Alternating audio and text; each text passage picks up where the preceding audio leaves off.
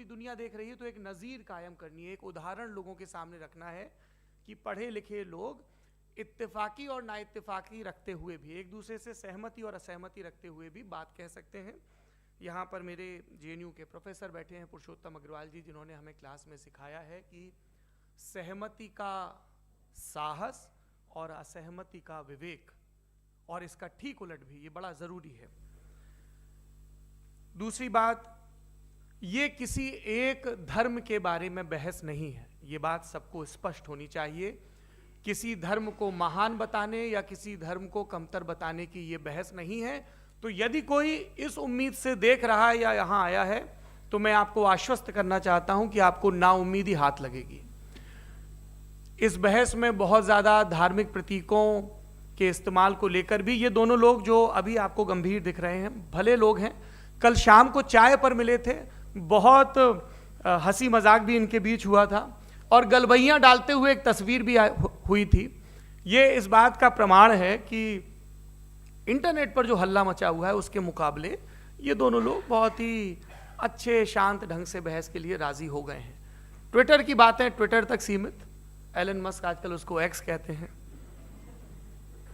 और अब इस बहस की शुरुआत, मैं इन विद्वानों का, हालांकि इनको परिचय की जरूरत नहीं, पर हो सकता है, हमें पत्रकारिता में सिखाया जाता है कि नेवर अज्यूम, विज्ञान भी यही कहता है। मुफ्ती शमाइल नदवी साहब इस्लामिक विद्वान, शिक्षाविद हैं, कोलकाता के वाहियान फाउंडेशन के संस्थापक हैं, लखनऊ की प्रतिष्ठित दारुल उलूम नदवतुल उलमा से ग्रेजुएशन किया है, सोशल मीडिया और सार्वजनिक मंचों पर अध्यापन और बौद्धिक कामों में सक्रिय हैं, और इस समय इंटरनेशनल इस्लामिक यूनिवर्सिटी मलेशिया से PhD कर रहे हैं। अच्छी बात यह है कि पढ़ाई के साथ साथ ट्रैवल ब्लॉग भी बनाते हैं। पेट्रोनस टावर के सामने का ब्लॉग हमने देखा। हमारे साथ जावेद अख्तर साहब हैं। जावेद अख्तर साहब कवि हैं, शायर हैं, गद्य भी लिखते हैं, फिल्मों के लिए संवाद लिखे हैं, गीत लिखे हैं। इससे इतर ये वैज्ञानिक सोच को लेकर या अपने डिक्लेयर्ड एथिज्म को लेकर भी मुखर रहते हैं और अपने तहीं रैशनैलिटी की बात करते हैं। देवियों और सज्जनों, डज गॉड एग्जिस्ट, इस सवाल का जवाब सब अपने अपने तहीं खोजने की कोशिश कर रहे हैं। कोई इसको गॉड डैम पार्टिकल की खोज बताता है, कोई गॉड पार्टिकल की खोज बताता है, कोई हिग्स बोसान की खोज बताता है, कोई ये सवाल जवाब तलाशने की कोशिश करता है कि मास एग्जिस्टेंस में आखिर आया कैसे, हुआ क्या था, सृष्टि के पहले, समय के पहले क्या था। और कोई ये कहता है कि ये सारी खोजें जिस मस्तिष्क में हो रही हैं प्रकृति के क्रम में, वो कैसे विकसित हुआ। मैं उम्मीद करता हूं कि हम आज इन बुनियादी सवालों के कुछ जवाब हासिल करने में कामयाब हूं। मैं सबसे पहले मंच पर आमंत्रित कर रहा हूं मुफ्ती शमाइल नदवी साहब को। आइए सर जी।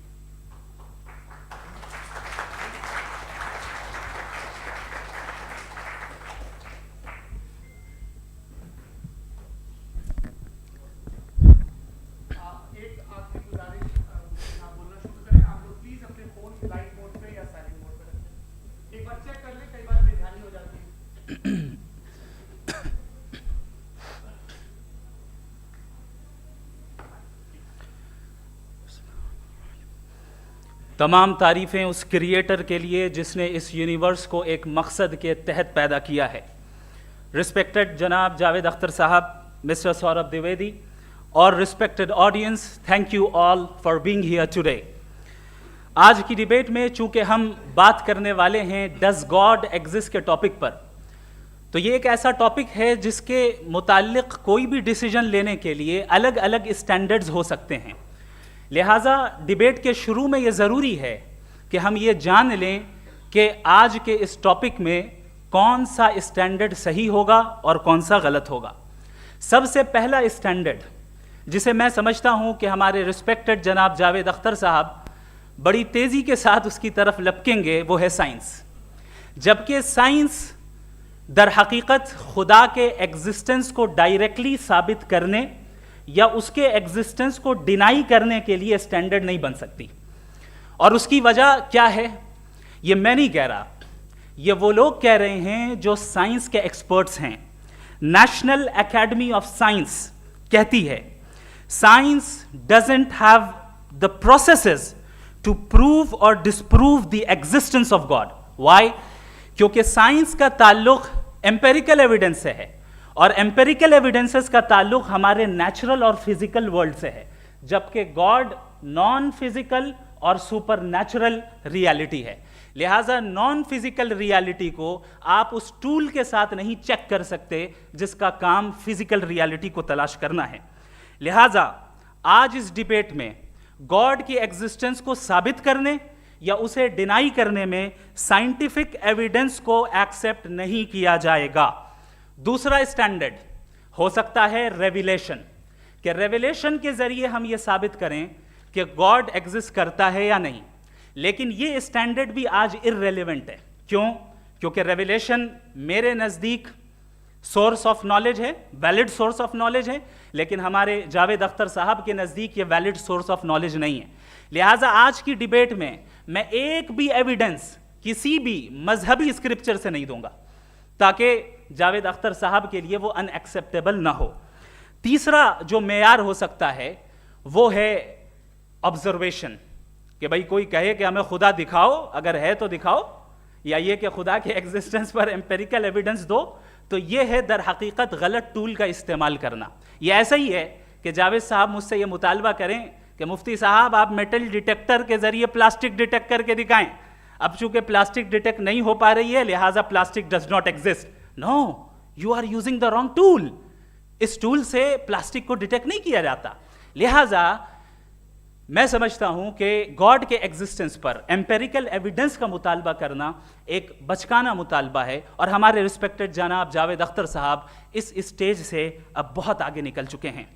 अब बचता है एक ही स्टैंडर्ड और वो स्टैंडर्ड है अक्ल, लॉजिक, रीजनिंग। और यही वो स्टैंडर्ड है जिसके तहत गॉड की एग्जिस्टेंस को साबित किया जाएगा या गॉड की एग्जिस्टेंस को डिनाई किया जाएगा। लेकिन चूंकि ये बहुत इंपॉर्टेंट और सेंसिटिव टॉपिक है, इसलिए लॉजिकल आर्ग्यूमेंट भी ऐसा होना चाहिए जो डेफिनेटिव हो, इनडेफिनेटिव ना हो, जो 2 और 2 4 की तरह बिल्कुल वाजे हो, जिसे लॉजिकली रिजेक्ट करना पॉसिबल नहीं हो।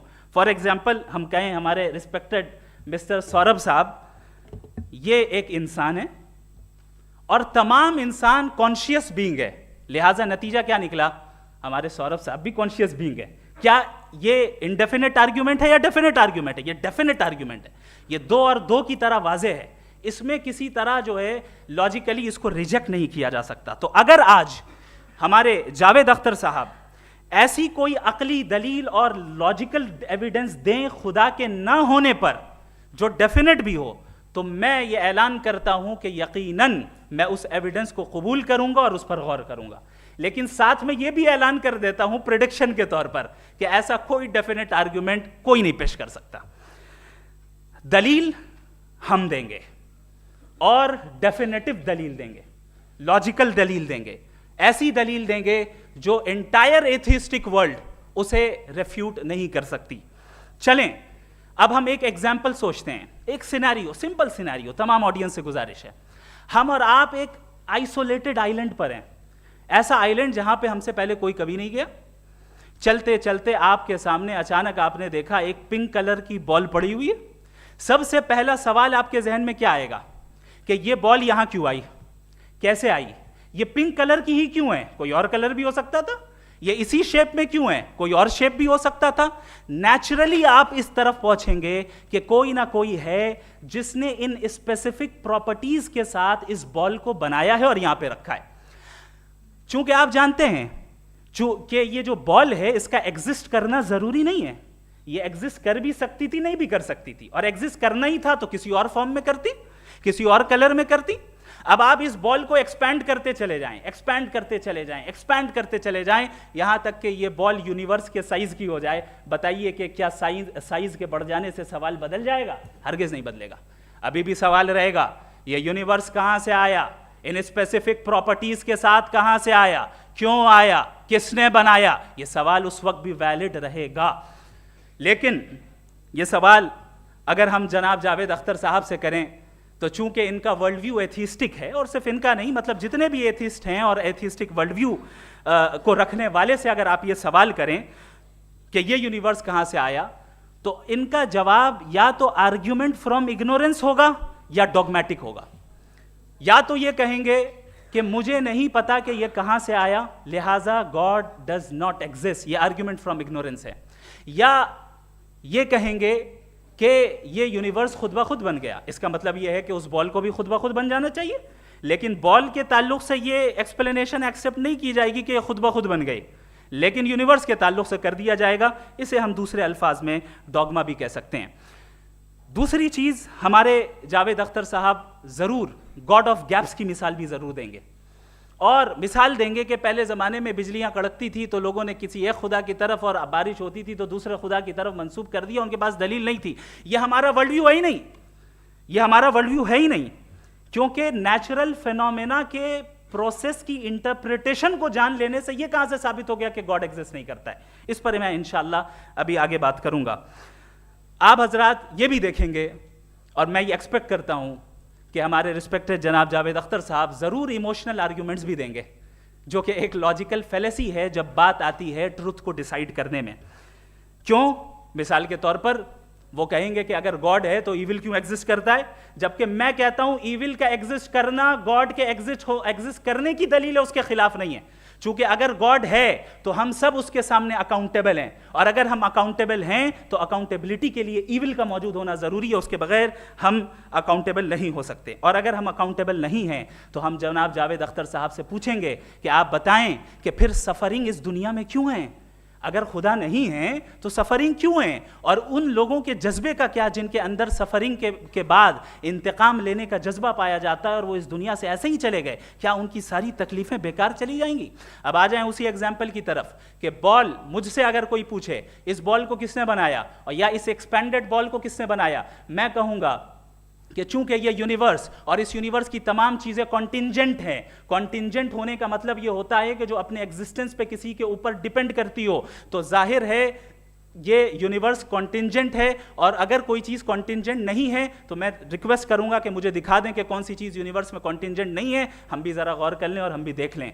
और जब कॉन्टिंजेंट चीजें मौजूद हैं तो फिलोसोफर्स की इस्तिलाह के मुताबिक, हम उस टर्मिनोलॉजी के मुताबिक हम उस जगह तक पहुंचते हैं और उस हस्ती तक पहुंचते हैं जिसे नेसेसरी बीइंग कहा जाता है, कि ये वो नेसेसरी बीइंग है जिसका मौजूद ना होना नामुमकिन हो। चूंकि अगर ये मौजूद ना हो तो सारी चीजें एग्जिस्टेंस में आएंगी ही नहीं, और ये सारी कॉन्टिंजेंट चीजें उसी के ऊपर डिपेंड करती हैं। अब अगर आप ये सवाल करते हैं कि फिर उस हस्ती को किसने बनाया, फिर उसका कॉज क्या है, फिर उसका कॉज क्या है, फिर उसका कॉज क्या है, और एंडलेसली चले जाएं, इसे हम कहते हैं इन्फिनिट रिग्रेस ऑफ कॉजेज, जो कि लॉजिकल फेलेसी है। कॉन्सेप्चुअली इन्फिनिटी पॉसिबल है। मिसाल के तौर पे न्यूमेरिकल्स 1 2 3 गिनते चले जाएं, इन्फिनिट नंबर्स हैं। मैं कॉन्सेप्चुअली बात नहीं कर रहा, प्रैक्टिकली रियलिटी में साबित करके दिखाएं कि infinite regress of causes possible हैं या नहीं।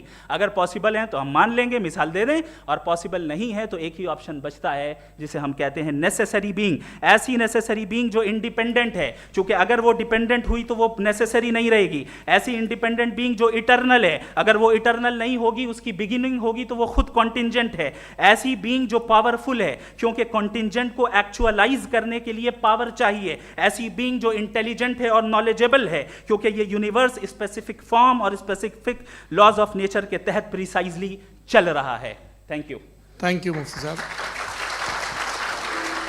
मैं इन दलीलों के बाद जावेद अख्तर साहब से गुजारिश करूंगा, आप बैठ के बोलना चाहेंगे या बाहर? जी।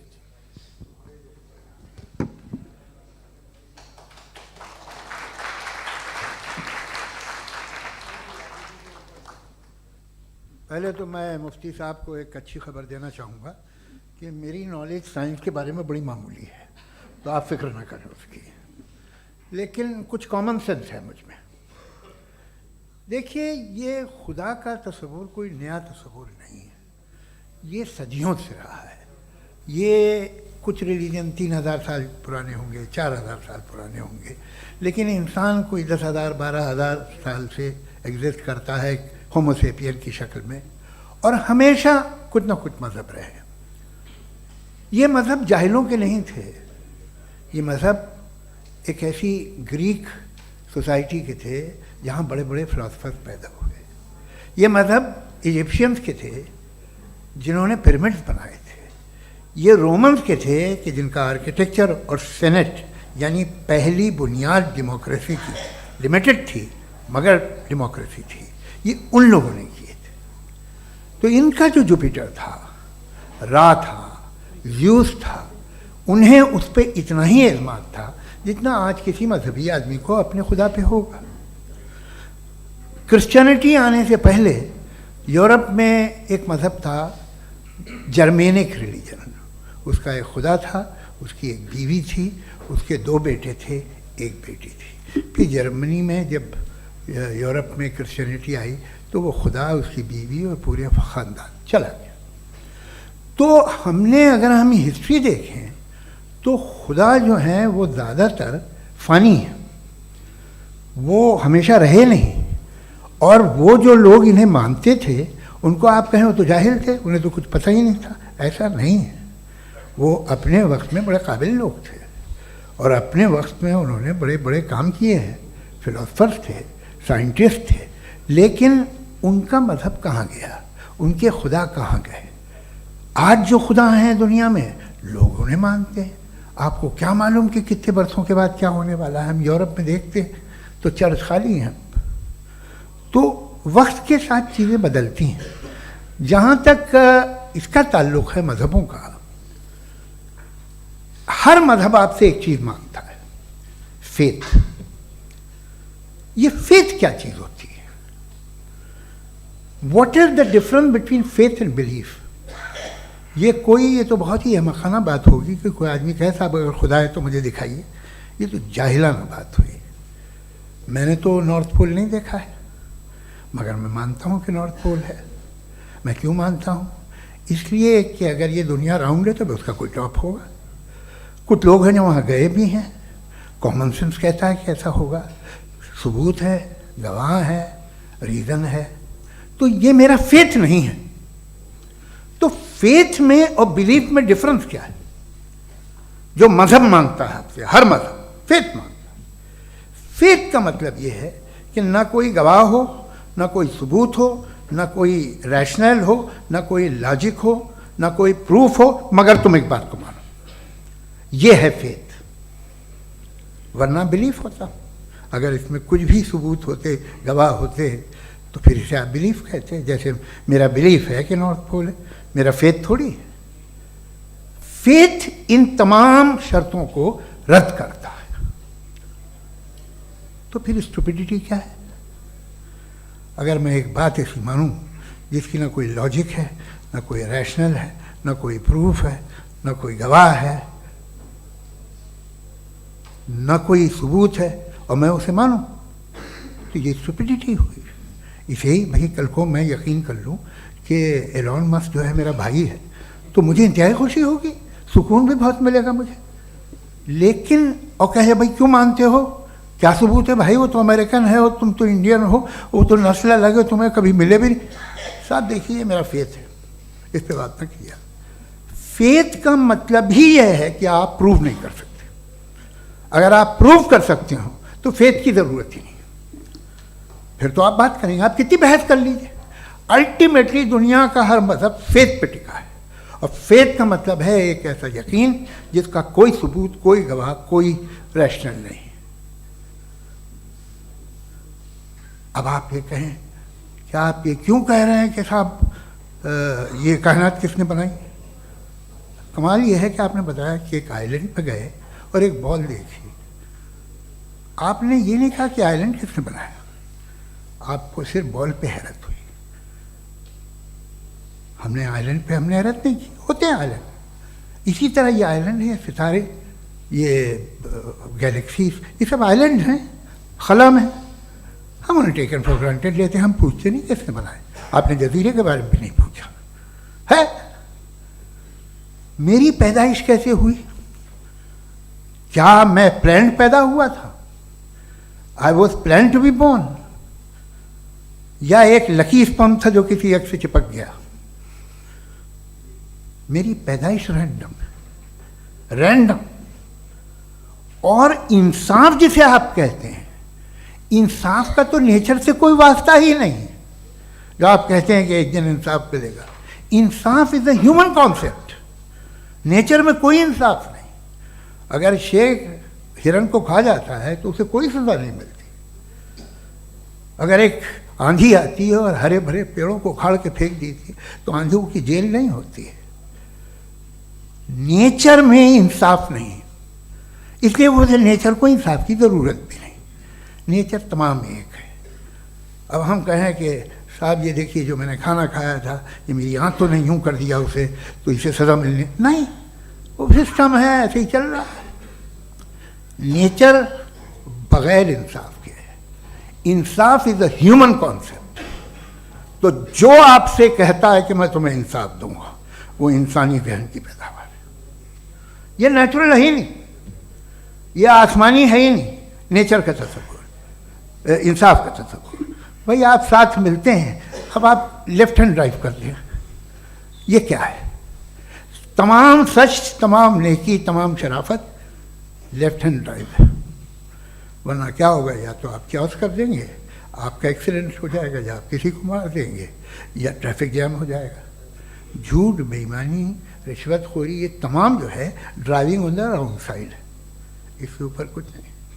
ये तो हमने बनाया, जैसे हमने लेफ्ट हैंड ड्राइव बनाई है। ये कॉन्सेप्ट ऑफ इंसाफ जो है ये हमारा है, इसका नेचर से कोई वास्ता नहीं। शेर खा जाता है हिरन को, उसे जेल होती है क्या? कुछ भी नहीं, है ही नहीं। तो ये जो दुनिया के रिलीजन प्रॉमिस करते हैं आपसे इंसाफ, इसी से मालूम होता है कि ये मैन मेड है। ये तसव्वुर कहीं और का है ही नहीं। जो नेचर है, कुछ लोग कहते हैं नेचर ही खुदा है, तो नेचर में तो इंसाफ नहीं कहीं। और आप वादा कर रहे हैं कि तुम्हें मरने के बाद इंसाफ मिलेगा।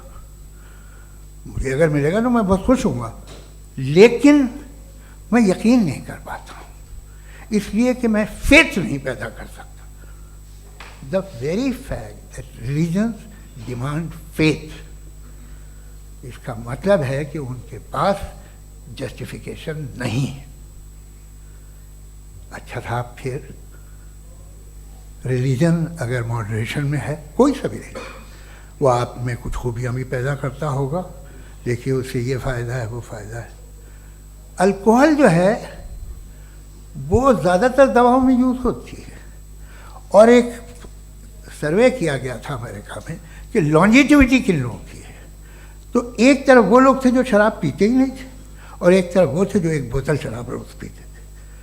सबसे ज़्यादा लंबी उम्र उनकी है जो 2 पैग नाप के शराब पीते और खाना खाते हैं। मगर हम शराब को बुरा समझते हैं, मैं भी बुरा समझता हूँ। क्यों? ऐसा होता नहीं। कुछ चीज़ों में आदत होती है कि वो बढ़ती है। आज तक में एक आदमी दूध पीता है, आप 10 साल बाद भी मिलेंगे तो एक ही गिलास पीता होगा। ऐसा नहीं होता, सुबह से दूध पीता रहता है। मिल्कोहलिक मैंने नहीं देखे, अल्कोहलिक होते हैं। ये टेंडेंसी है मजहब की कि वो बढ़ता है, जैसे कैंसर बढ़ता है, जैसे शराब बढ़ती है।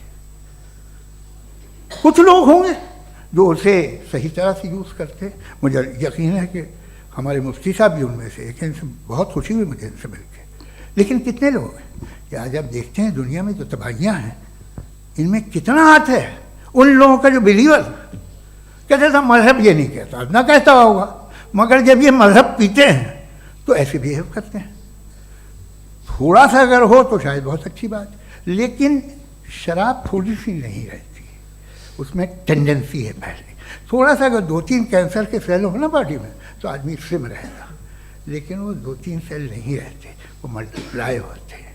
जावेद साहब, टाइम पूरा हो गया। टाइम हो गया, तो बस बात खत्म हो गई। अच्छा, मुझे कुछ और कहने को था भी नहीं। जी, मैं पहले जवाबी दौर के लिए इनवाइट कर रहा हूँ मुफ्ती साहब को। Your rebuttal round 1, you have 7 minutes.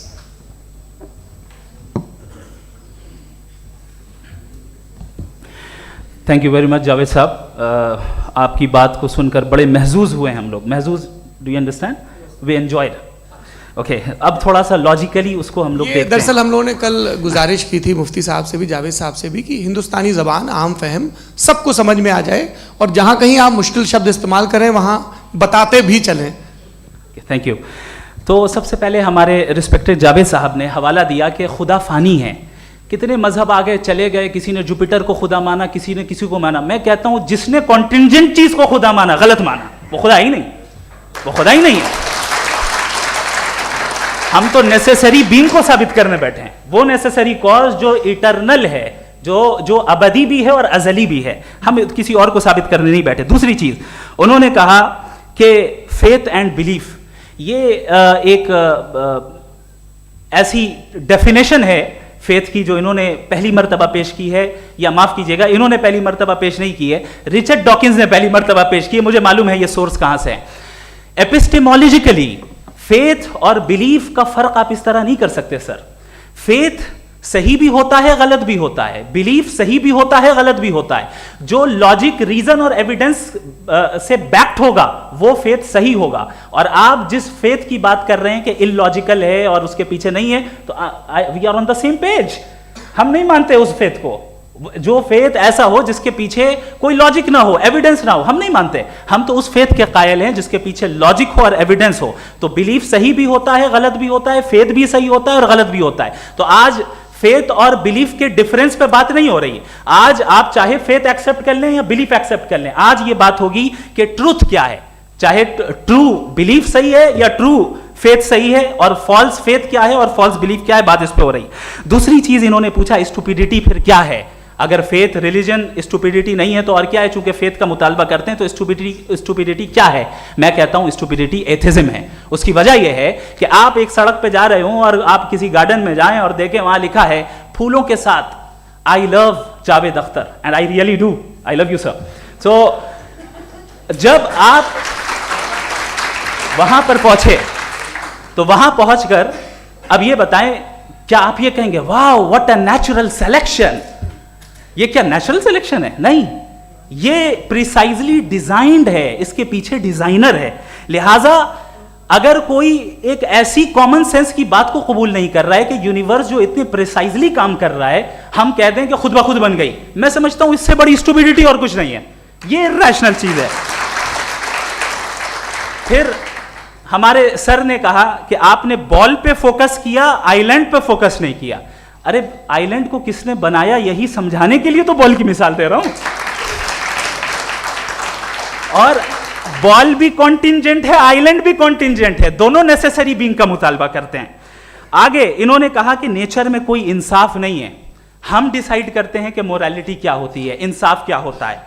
हम डिसाइड करते हैं, जैसे ड्राइविंग सीट में ट्रैफिक वाला, ये तो किसी खुदा ने नहीं कहा, ये है, इसे कहते हैं फॉल्स इक्विवेलेंस। ये एक लॉजिकल फेलेसी है। आपने जो है मिसाल दी ड्राइविंग की और ट्रैफिक की, ये सब्जेक्टिव मोरालिटी है।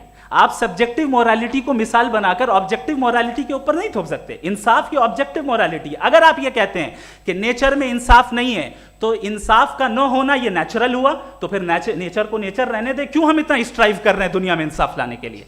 ये तो इलॉजिकल बात है, इरैशनल बात है। इसलिए बहुत सी चीजें ऐसी हैं जो ऑब्जेक्टिवली जो है इविल या गुड हैं, और बहुत सी चीजें ऐसी हैं जो सब्जेक्टिवली हैं। सब्जेक्टिवली जो मोरल होता है या इमोरल होता है उसको हम सोशल कंसेंसस से या पर्सनल प्रेफरेंस से डिसाइड करते हैं।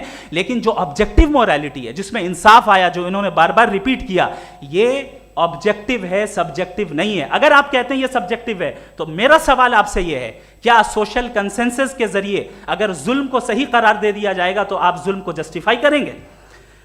दूसरी चीज इन्होंने ये कहा कि 2 पैक शराब पी लें तो वो उतने पे नहीं रहता, बढ़ जाता है। यही मामला मजहब के साथ है। 2 पैक आप पी लें बढ़ेगा, तो ये एक ऐसी मिसाल है, इसको कहीं भी फिट कर लें कि आप एथिज्म पे जब फिट करें, जब आप 2 पैक एथिज्म का लेंगे ना तो वो बढ़ बढ़ के नॉर्थ कोरिया बनेगा। Thank you.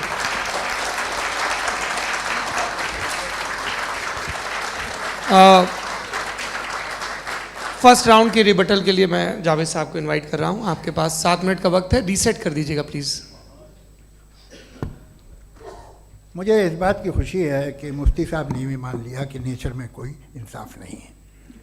तो कोई भी चीज़ जो इंसान ने नहीं बनाई है उसमें इंसाफ नहीं होता है। एक बात मैं आपसे अर्ज़ करूँ, ज़रा पता लगा लीजिएगा, ये जो आप बाग में जाते हैं बेहद खूबसूरत फूल देखते हैं ना, इनमें से कोई नेचुरल नहीं है। ये सारे फूल क्रॉस करके बनाए गए हैं। जो जंगल में फूल होते हैं नहायत मामूली होते हैं, ये फूल इंसानों ने बनाए हैं।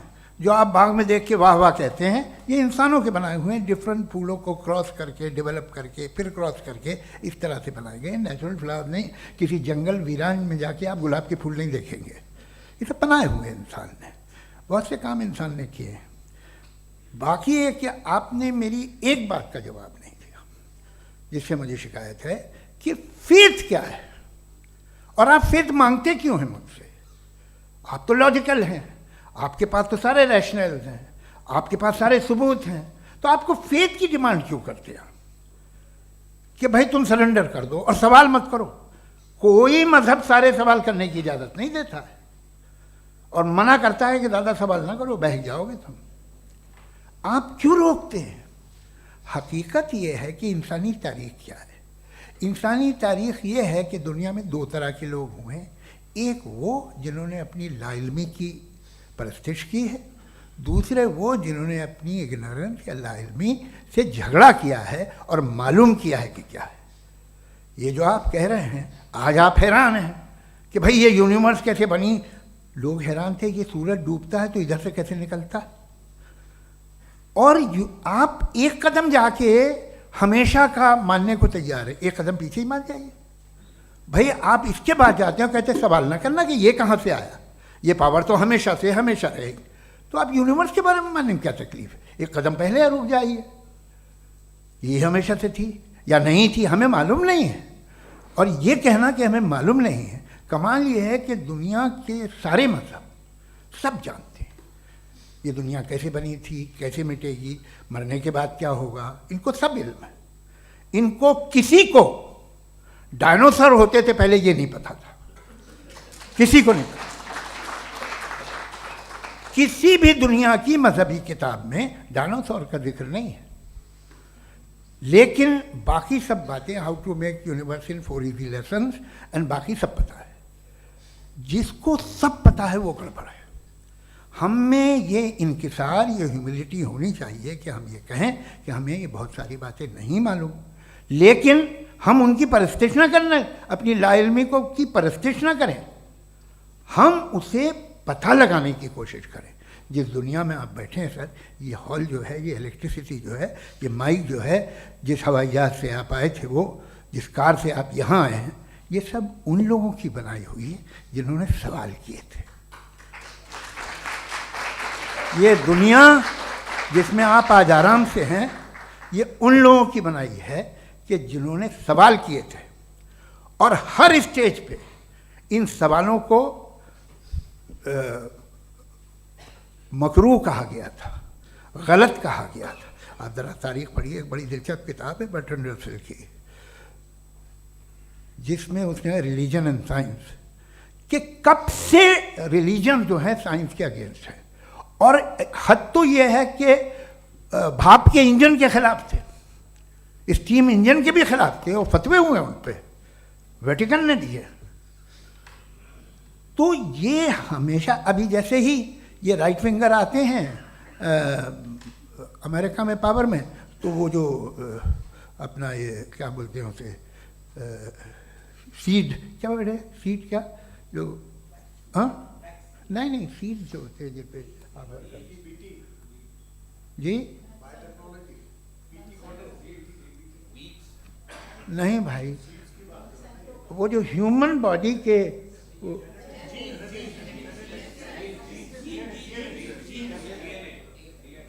उस पर रिसर्च बंद हो जाती है, रिपब्लिकन नहीं करने देते।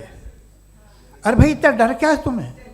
एक ज़माने में बहुत नाराज़ थे ये सारे मजहबी लोग कि ये इंसान तो इंसान बनाने की कोशिश कर रहा है। आपको क्या तकलीफ भाई, बना ले तो बना लेने दो, ये खौफ क्या है? और ये सब आज जो आप कह कर रहे हैं नामुमकिन है, ये कैसे हुआ? मुझे एक किस्सा याद आता है। जब मैं 6ठी क्लास में था तो मैं मैथमेटिक्स में बहुत वीक था, तो एक टीचर रख दिया गया, उसने 1 2 3 4 5 6 7 को सिखा दिया मुझे। वो दिन मैं भूल नहीं सकता हूँ मुफ्ती साहब, जिस दिन उसने ये बताया कि 1/2 क्या होता है और 3/4 क्या होता है। मुझे ऐसा लगा कि मेरा सर बीच से फट जाएगा। ये आदमी कह रहा है कि जो दीवार के अंदर जाओ वॉक करते हुए। आज हंसता हूँ मैं इस बात पे। तो आज जो बातें आपके जहन से बिल्कुल परे हैं और आप हैरान होते उन्हें देख के, एक वक्त आएगा कि मामूली लगेंगे और हुआ है, आपकी इंसानी तारीख ही है। इतनी जल्दी सारे फैसले आप मत कर लीजिए, थोड़ा ये ह्यूमिलिटी रखिए कि भाई ये हमें नहीं मालूम। ये कहने में क्या आ रहा है, ये यूनिवर्स कहाँ तक फैली, ये कब से है और कब तक रहेगी, हमें नहीं मालूम। आपने फैसला कर लिया कब बनी, ये आपके हिसाब से कोई 14 बिलियन ईयर बनी जो समझा जाता है। उससे पहले हजारों करोड़ों अरबों साल तक खुदा बैठा क्या कर रहा था, खामोश बैठा था, ऐसे ही जमाइयाँ ले रहा था। फिर उसे आइडिया आया, यार एक काम करते, वक्त अच्छा गुजर जाएगा, यूनिवर्स बनाते हैं। सोचिए, वो तो हमेशा से है ना, मगर यूनिवर्स हमेशा से नहीं है, ये तो बनाई गई है। और उससे पहले क्या था, इनका क्या काम था, कैसी बात है। ये बड़ा आसान है, जो बात हमें आज धीरे धीरे पता चली है, बरसों 2000 और 2500 साल पहले आपको किसी ने बता दिया कि क्या था, आप मान गए, और तब से वही मान रहे हैं जो 2500 साल पहले कहा गया था। सब कुछ बदल गया है, सॉल्व हो रही हैं चीज़ें। अभी साइंस बिल्कुल दावा नहीं करती, या कोई फिलोसफर ये दावा नहीं करता कि हमें सब मालूम, बल्कि वो कहता है कि हमें जितना मालूम होता है उससे ये मालूम होता है कि हमें कितना कम मालूम। तो हम अपनी जहालत से लड़ें, उसकी परस्तिश न करें। जी, time, thank you so much. मैं तर्कों की श्रृंखला में राउंड 2 के लिए मुफ्ती साहब को आमंत्रित कर रहा हूँ। आपके पास एक बार फिर से 7 मिनट का वक्त है। शुक्रिया।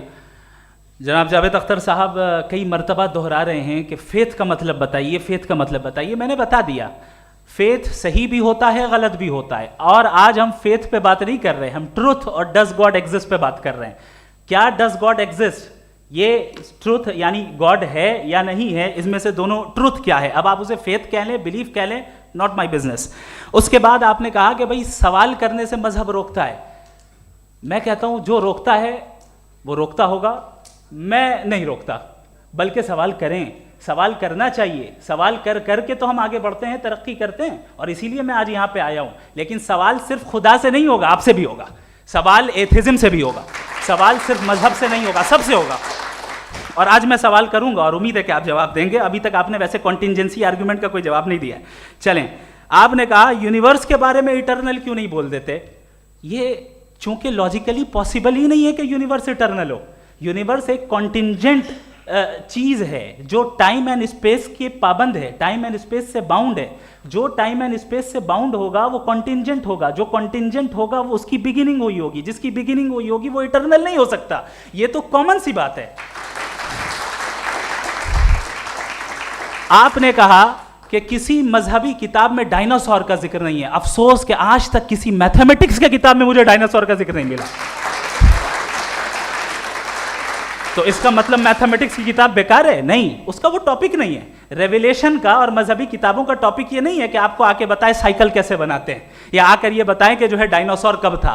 वो तो मोरालिटी सिखाने आया है, गॉड के बारे में बताने आया, नॉन फिजिकल रियलिटी की हकीकत को सिखाने के लिए आया। रिलीजियन साइंस को रोकता है? नहीं रोकता। अगर रोकता है तो गलत करता है। रिलीजियन साइंटिज्म को रोकता है, जिसमें हमारे जावेद साहब मुब्तला हैं। साइंस और साइंटिज्म में फर्क है।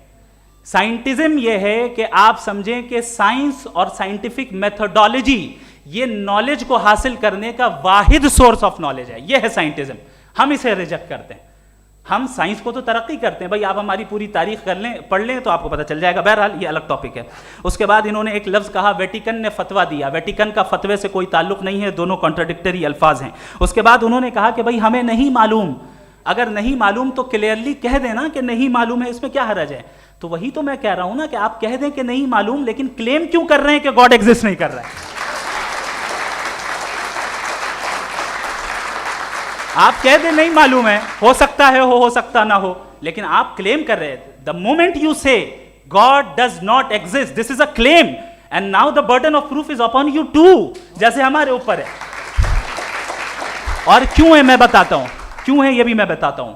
फिलोसॉफिकली जो क्लेम होता है ना, सिर्फ ये नहीं होता कि इंसान कहे पॉजिटिव क्लेम करे और नेगेटिव क्लेम करे तो बर्डन ऑफ प्रूफ नहीं है। आप मिसाल के तौर पे मैं कहूं कि फुला उस कमरे में कोई नहीं है, मैंने एक नॉलेज का क्लेम किया है। उस कमरे में कोई नहीं है, मैंने एक नॉलेज का क्लेम किया। या तो मैं कहूं मुझे नहीं पता, हो भी सकता है नहीं भी हो सकता है, this is not a claim. लेकिन जब मैं कह रहा हूं कि वहां कोई नहीं है या मैं कह रहा हूं वहां कोई है, दोनों क्लेम है और दोनों के ऊपर बर्डन ऑफ प्रूफ है। हमारे ऊपर भी बर्डन ऑफ प्रूफ है, मैंने कंटिजेंसी आर्ग्यूमेंट दिया, इसे तोड़कर दिखाइए। आखिरी चीज, इन्होंने कहा कि खुदा दुनिया बनाने से पहले 150 साल पहले या करोड़ों साल पहले क्या कर रहा था। अरे हजरत, चलें बहरहाल मैं जवाब दे देता हूं, आप हमारे रिस्पेक्टेड पर्सनालिटी हैं, अगर आप नहीं होते तो मैं इसे एंटरटेन ही नहीं करता। टाइम, ये 100 साल पहले या 100 साल बाद, पहले बाद में अभी, ये वो अल्फाज हैं जिनका ताल्लुक टाइम से है।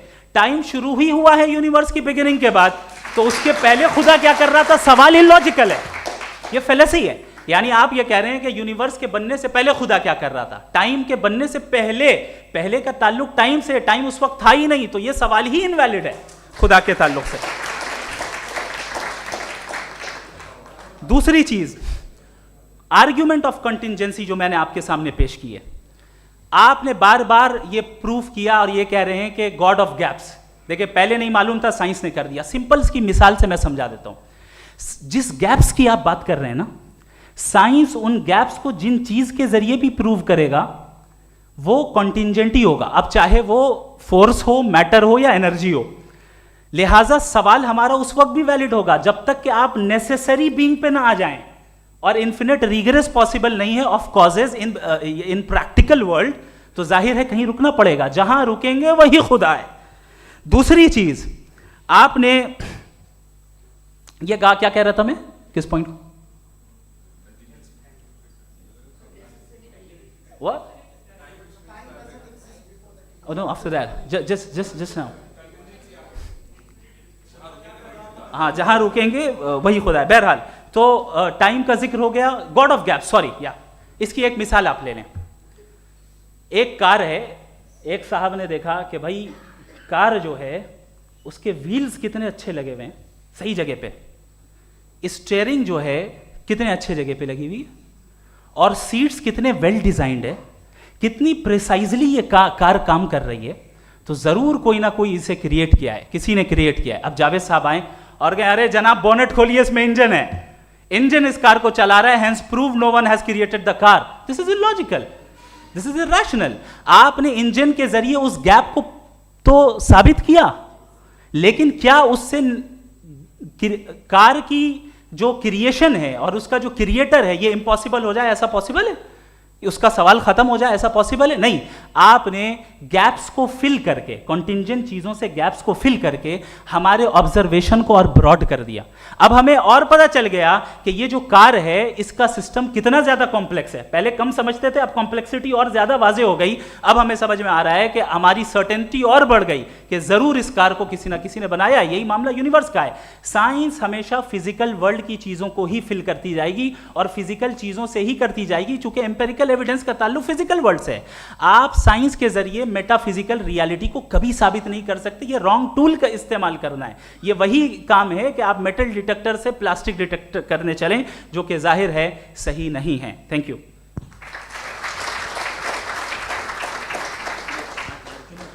जी, ये आर्ग्यूमेंट का राउंड 2 है। हाँ। 7 मिनट है। पहले तो मैं आपसे अर्ज करूं कि आपने कहा कि जब कायनात ही नहीं थी तो वक्त भी नहीं था, कुछ भी नहीं था। कैसे नहीं था? खुदा था, एक एग्जिस्टेंस तो था ना खुदा का। तो जब खुदा था तो वक्त भी होगा। ऐसा नहीं कि कुछ भी नहीं था, खुदा था। अच्छा, बाकी एक आपने कहा साहब आप साबित कीजिए, आपके पास भी लॉजिक है, मेरे पास भी लॉजिक है। आप मेरा जिम्मेदारी नहीं है साबित करना कि खुदा है। बर्टन रसल ने एक बड़ी अच्छी बात कही। बर्टन रसल ने एक बड़ी अच्छी बात कही। मैं आपसे अगर ये दावा करूं कि एक चाय की केतली मरीख के चारों तरफ घूम रही है, मार्स के चारों तरफ, तो ये आपका काम नहीं है कि आप साबित करें कि कोई चाय की केतली नहीं है। ये मेरा काम है, मैंने दावा किया है। ये दावा तो मजहबी लोग करते हैं कि खुदा है। मैं क्यों साबित करूं कि नहीं है? जब तक आप मुझे कन्विंस नहीं कर देंगे मैं नहीं मानूंगा। आपकी जिम्मेदारी है, मेरी जिम्मेदारी नहीं है। दोयम ये कि ये जो आप कह रहे हैं, जो गैप्स हैं, ये गैप जब जब किसी मजहब को चैलेंज करते हैं, जब ऐसा कोई बात आती है तो हंगामा हो जाता है कि जब वो चैलेंज करें किसी फेथ को। ये तमाम साइंस जो है इसे मुख्तलिफ जगहों पे मुख्तलिफ वक्तों में मज़हब ने रोकने की कोशिश की है। ये किताब है रिलीजन एंड साइंस बर्टरांड रसल की, पढ़िएगा, अच्छी लगेगी आपको। तारीख़ ही है साइंस, मज़हब की साइंस से उसका यही रिश्ता है। अच्छा, अब ये हम सोचें कि बहरहाल ये वजूद जो है मज़हब और ये बिलीव इन गॉड इंसान को बेहतर बना देता है, तो एक काम कीजिए, हिंदुस्तान वर्ल्ड का नक्शा लीजिए और मार्क कीजिए कि रिलीजन कहाँ कहाँ ज़्यादा है, कहाँ कहाँ, चाहे वो लैटिन अमेरिका हो या मिडल ईस्ट हो या फार ईस्ट हो या हिंदुस्तान के वो इलाके जहाँ मजहबियत ज़्यादा है। रख दीजिए नक्शा अलग। अब दूसरा नक्शा कि कहाँ कहाँ नाइंसाफ़ी, रिप्रेशन, औरतों के हुकूक की पामाली, जुल्म, डिक्टेटरशिप कहाँ है, नक्शा एक ही होगा।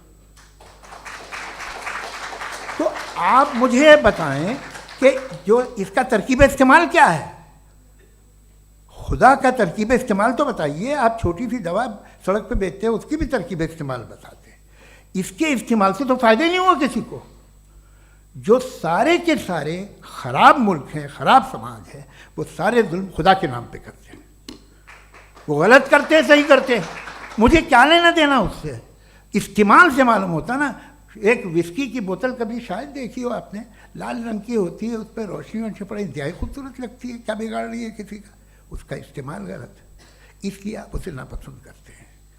इसका इस्तेमाल गलत है, इस तसव्वुर का इस्तेमाल ही गलत है और हमेशा से गलत हुआ है। आप देख लीजिए, इंसानी तारीख देख लीजिए, आज देख लीजिए, हिंदुस्तान देखिए, दुनिया देख लीजिए, क्या हो रहा है। इसे कैसे इस्तेमाल कर रहे हैं फेथ वाले लोग? क्या फेयर हैं, जस्ट हैं, जो अपने खुदाओं पे यकीन रखते हैं? वो किस तरह के लोग हैं? वो लोगों को इंसाफ देते हैं, वो बेहतर इंसान बने। तो इस दवा का फ़ायदा क्या है? चलो बहुत फ़ायदा हो रहा तो मैं इस्तेमाल कर लूँगा, मैं मुझे तो इस दवा का कोई फ़ायदा दिखता ही नहीं। मुझे तो ऐसा लगता, मैं एक और बात बताऊँ, अगर कोई आदमी मजहबी है और अच्छा आदमी है तो मैं उसकी बहुत इज्जत करता हूँ, इसलिए कि मेरा ख्याल है मजहबी आदमी का अच्छा होना मुझसे अच्छा होने से ज़्यादा मुश्किल है। भाई हर चीज़ की एक लिमिट है। आप इतना भाग सकते हैं, इतना नहीं भाग सकते, इतना वज़न उठा सकते, इतना नहीं उठा सकते, इतना दूर देख सकते हैं, इतना दूर नहीं देख सकते। उसी तरह कॉमन सेंस कहता है कि आप में नेकी का भी एक कोटा होगा। अब आप अगर सुबह जाते हैं अपनी इबादत गाह और इबादत करते हैं, तो बाहर निकलते हैं तो आप तो यही महसूस करते हैं कि आपने एक बहुत अच्छा काम किया, आपकी नेकी का एक बहुत बड़ा कोटा खर्च हो गया जिससे किसी का कोई फ़ायदा नहीं। मैं तो नहीं जाता हूँ तो मुझे तो किसी को खाना खिलाना पड़ेगा, किसी बेवा की मदद करनी पड़ेगी, मैं अपना कोटा कैसे कंज्यूम करूँ? आप अपना कोटा, सारे मजहबी लोग इंतहाई यूजलेस कामों में यूज़ करते हैं। उसके बाद भी अगर आप में बच्ची है थोड़ी सी शराफत, तो भाई वाह, क्या बात है।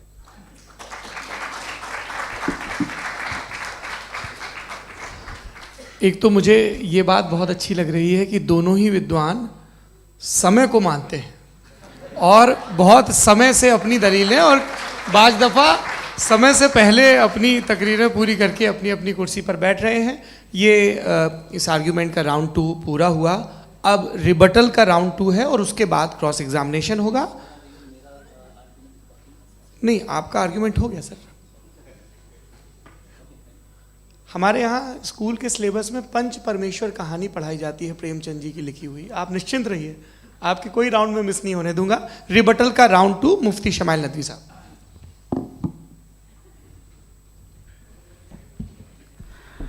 असल में जो हकीकी प्रॉब्लम है, असल प्रॉब्लम है, वो ये है कि जावेद साहब के पास कॉन्सेप्ट ऑफ गॉड क्लियर नहीं है। इन्होंने कहा कि कायनात से पहले खुदा तो था, तब भी तो टाइम होगा। ये टाइम कायनात का हिस्सा है। हम खुदा, उस खुदा को मानते हैं, नेसेसरी बीइंग का टाइमलेस होना ज़रूरी है, चूंकि वो टाइम का क्रिएटर है। जब उसने टाइम को क्रिएट किया तो वो खुद टाइम पे कैसे होगा? उसने जब स्पेस को क्रिएट किया तो खुद स्पेस में कैसे होगा? अगर वो टाइम एंड स्पेस को पहले से ही उसका पाबंद है तो फिर किस चीज़ को उसने क्रिएट किया? लिहाजा ये सवाल गलत है कि खुदा था तो टाइम होगा, बिल्कुल नहीं। टाइम के पाबंद हम हैं, खुदा नहीं है। हम फिजिकल वर्ल्ड से ताल्लुक रखते हैं, वो मेटाफिजिकल रियलिटी है। दूसरी चीज़ इन्होंने मिसाल दी कि चाय की केतली हवा में घूम रही होगी, और पता नहीं शायद वो बर्टन रसल का उन्होंने हवाला दिया। बहरहाल यही प्रॉब्लम है। प्रॉब्लम यही है कि हम चीज़ों के दरमियान डिफ्रेंशिएट नहीं कर पाते हैं। ये जो आपने मिसाल दी ये इमेजिनेशन है, और मैं जो साबित कर रहा हूं वो लॉजिकल नेसेसिटी है। आप इमेजिन करने आए तो कुछ भी करें, जुपिटर में पिंक एलिफेंट होगा, यूनिकॉर्न होगा, करें, उससे कायनात पे क्या फर्क पड़ता है?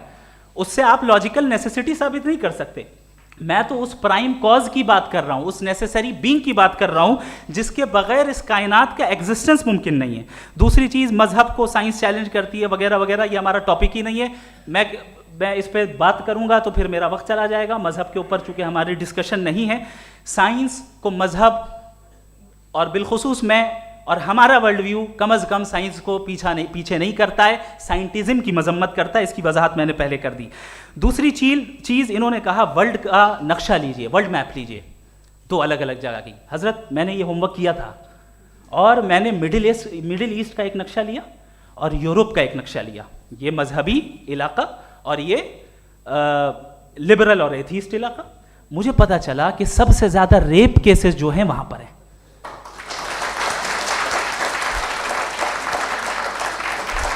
मुझे ये पता चला यूएन की रिपोर्ट के मुताबिक, मैं ये अपने घर से नहीं लेके आ रहा, कि जो वर्किंग वुमेन है यूरोपियन कंट्रीज में, उसमें 81% वुमेन सेक्सुअल हैरेसमेंट का वर्क में शुमार हो रही है। ये मिडिल ईस्ट में नहीं हो रहा है, वो मजहबी लोग हैं इसलिए नहीं हो रहा है।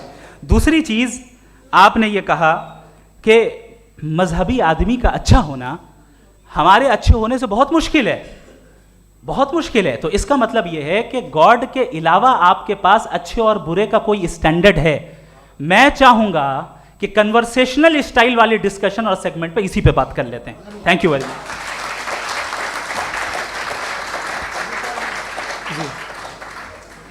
ये रिबटल का राउंड 2 है, आपके पास 5 मिनट का वक्त है, और इसके बाद क्रॉस एग्जामिनेशन शुरू करेंगे। आप चाहें तो जो इन्होंने सवाल पूछे उनके जवाब आप रिबटल में भी दे सकते हैं। जी जी, देखिए पहले तो ये बात कि ये मिसाल गलत नहीं है, गलत है। इन्होंने पहले ही हमको डिसार्म कर दिया, कह लिया अकल से मामला सॉल्व नहीं हो सकता, लॉजिक से आप पहुंच नहीं सकते। ये एक मेटाफिजिकल चीज़ है। मेटाफिजिकल अजीब सा लफ्ज़ है, ठीक से किसी को माने नहीं मालूम इसके, तो ऐसा लगता है कुछ बड़ी चीज़ है। अरे भाई क्या होता है मेटाफिजिकल, बताओ, खड़ी हो। ये एक लफ्ज़ है जो कहीं भी इस्तेमाल हो जाता है। जब आप एक बात कर रहे हैं और आप मुझसे बहस कर रहे हैं तो मुझे मेटाफिजिकल मत बताइए, आप लॉजिकली मुझे प्रूव किए। और अगर लॉजिकली आप नहीं बात करते साहब ये मेटाफिजिकल है, तो फिर हम आप बात क्या कर रहे हैं? मेरा आपका किस ज़बान में कॉन्वर्सेशन होगा? और ये कहना कि वक्त पहले नहीं था, तो फिर क्यों कहते हैं ये हमेशा से और हमेशा रहेगा? हमेशा वक्त है, तो आप कैसे कहते हैं वो हमेशा से है और हमेशा रहेगा? हमेशा का मतलब है कोई वक्त, अगर वक्त ही नहीं है तो हमेशा कैसे? बाहर वो रहेगा। अब मैं ये देखता हूँ, आपने कहा ना कि वहाँ रेप ज़्यादा होते हैं, तो हम एक बात देखते हैं कि दुनिया जिस पे वो कादर मुतलक है, जिसकी मर्ज़ी के बगैर पत्ता भी नहीं हिलता, ओमनीपोटेंट है, ये दुनिया चल कैसे रही है? और इस दुनिया का हाल क्या है? 45,000 बच्चे जो 10 साल की उम्र से कम थे वो गाजा में मरे। भूख से काला हांडी में बच्चे मरते हैं और डिप्थेरिया से मरते हैं। डिप्थेरिया अजीब मर्ज है, गले में जाली बनना शुरू होती है, बच्चा नीला हो जाता है, गरीब का बच्चा, इसलिए कि उपास इलाज नहीं। ये कादर मुतलक है, जो चाहे कर दे। इससे आप दुआएं मांगते हैं हमारी ये काम कर दे वो कर दे, तो इसका मतलब डे टू डे लाइफ में वो इंटरफेयर करता है और ये देख रहा है वो। अगर वो वाकई भी है फॉर डिस्कशन सेक, तो मैं जब दुनिया देखता हूँ तो मेरे दिल में उसके लिए कोई इज्जत नहीं पैदा होती। ये क्या कर रहे हो तुम पूरे ऑल पावरफुल हो, ओमनीपोटेंट हो, ओमनी प्रेजेंट हो। तुम तो वहाँ गाजा में रहे होगे ना, तुम हर जगह हो। तुम देख रहे थे कि बच्चे की कैसे धज्जियाँ उड़ रही, तुम देख रहे थे, और तुम चाहते हो मैं तुम्हारी परस्तिश करूँगा, तुम हो भी। अरे यार, इससे अच्छे तो हमारे चीफ प्राइम मिनिस्टर हैं, कुछ तो ख्याल करते हैं। कमाल है। आप किसकी इबादत कर रहे हैं? अगर वो है भी, ये दुनिया नाइंसाफी से, जुल्म से, जबर से, तशद्दुद से भरी हुई है। और आप ये मत कहिएगा कि वो देख रहा है और वो बताएगा एक दिन। अगर वो देख रहा है और इंटरफेयर नहीं करता तो आप दुआ क्यों मांगते? आप कहते हैं मेरा ये काम करा दे, इसके मतलब है वो दखल दे सकता है, वो आपको नौकरी दिलवा सकता है, भले दूसरे आदमी को न मिले, मगर आपका काम कर देगा चूंकि आपने दुआ मांगी है। तो जब वो आपको नौकरी दिला सकता है, लड़की की शादी कर सकता है, बेटे को ग्रीन कार्ड दिलवा सकता है, तो कम से कम ये जो मर रहे हैं बच्चे, इनको रोक दे, कुछ तो करे। मुझे तो दुनिया में, इस दुनिया का कोई मालिक है, इसका ओमनीपोटेंट कोई रूलर है, और ये दुनिया ऐसी चल रही है। मैं तो चाहूँगा कि भाई ना हो, अगर हो तो बड़ी शर्मिंदगी की बात है। शुक्रिया।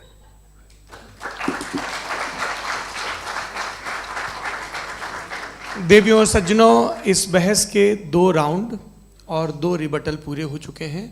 अब सबसे ज़रूरी और सबसे मुश्किल राउंड शुरू हो रहा है, क्रॉस एग्जामिनेशन का।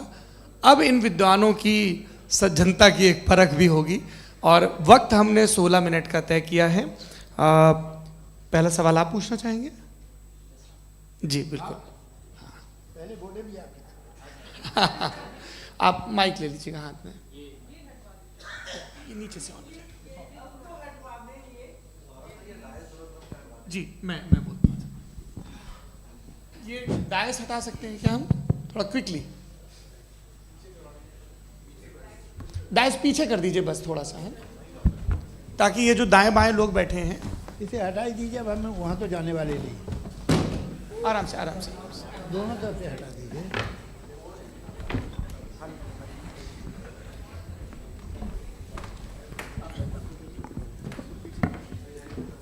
इस बीच आप लोग भी अपने अपने सवाल तैयार कर लें।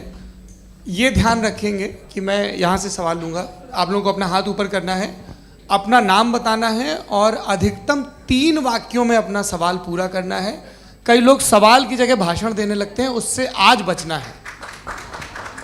जी मुफ्ती साहब, पहला सवाल आपका, 16 मिनट हैं, हम दोनों लोगों के सवाल लेंगे। जी जी बहुत शुक्रिया। आपकी जो अभी बात हुई बहुत अहम थी, मैं इसको चाहूँगा कि आगे डिस्कस करूँ, लेकिन चूँकि अभी ये वो सेगमेंट है क्रॉस एग्जामिनेशन, तो सबसे पहला सवाल आपसे ये है कि जो मैं इतनी देर से कॉन्टिंजेंसी आर्ग्यूमेंट आपको बता रहा था, ये अकल से ही बता रहा था हजरत, आप ये बताएं कि आप इन्फिनिट रिग्रेस ऑफ कॉजेस को पॉसिबल मानते हैं या नेसेसरी बीइंग के एग्जिस्टेंस को सही समझते हैं? चूंकि 2 ही ऑप्शन हो सकता है, आप ये बताएं।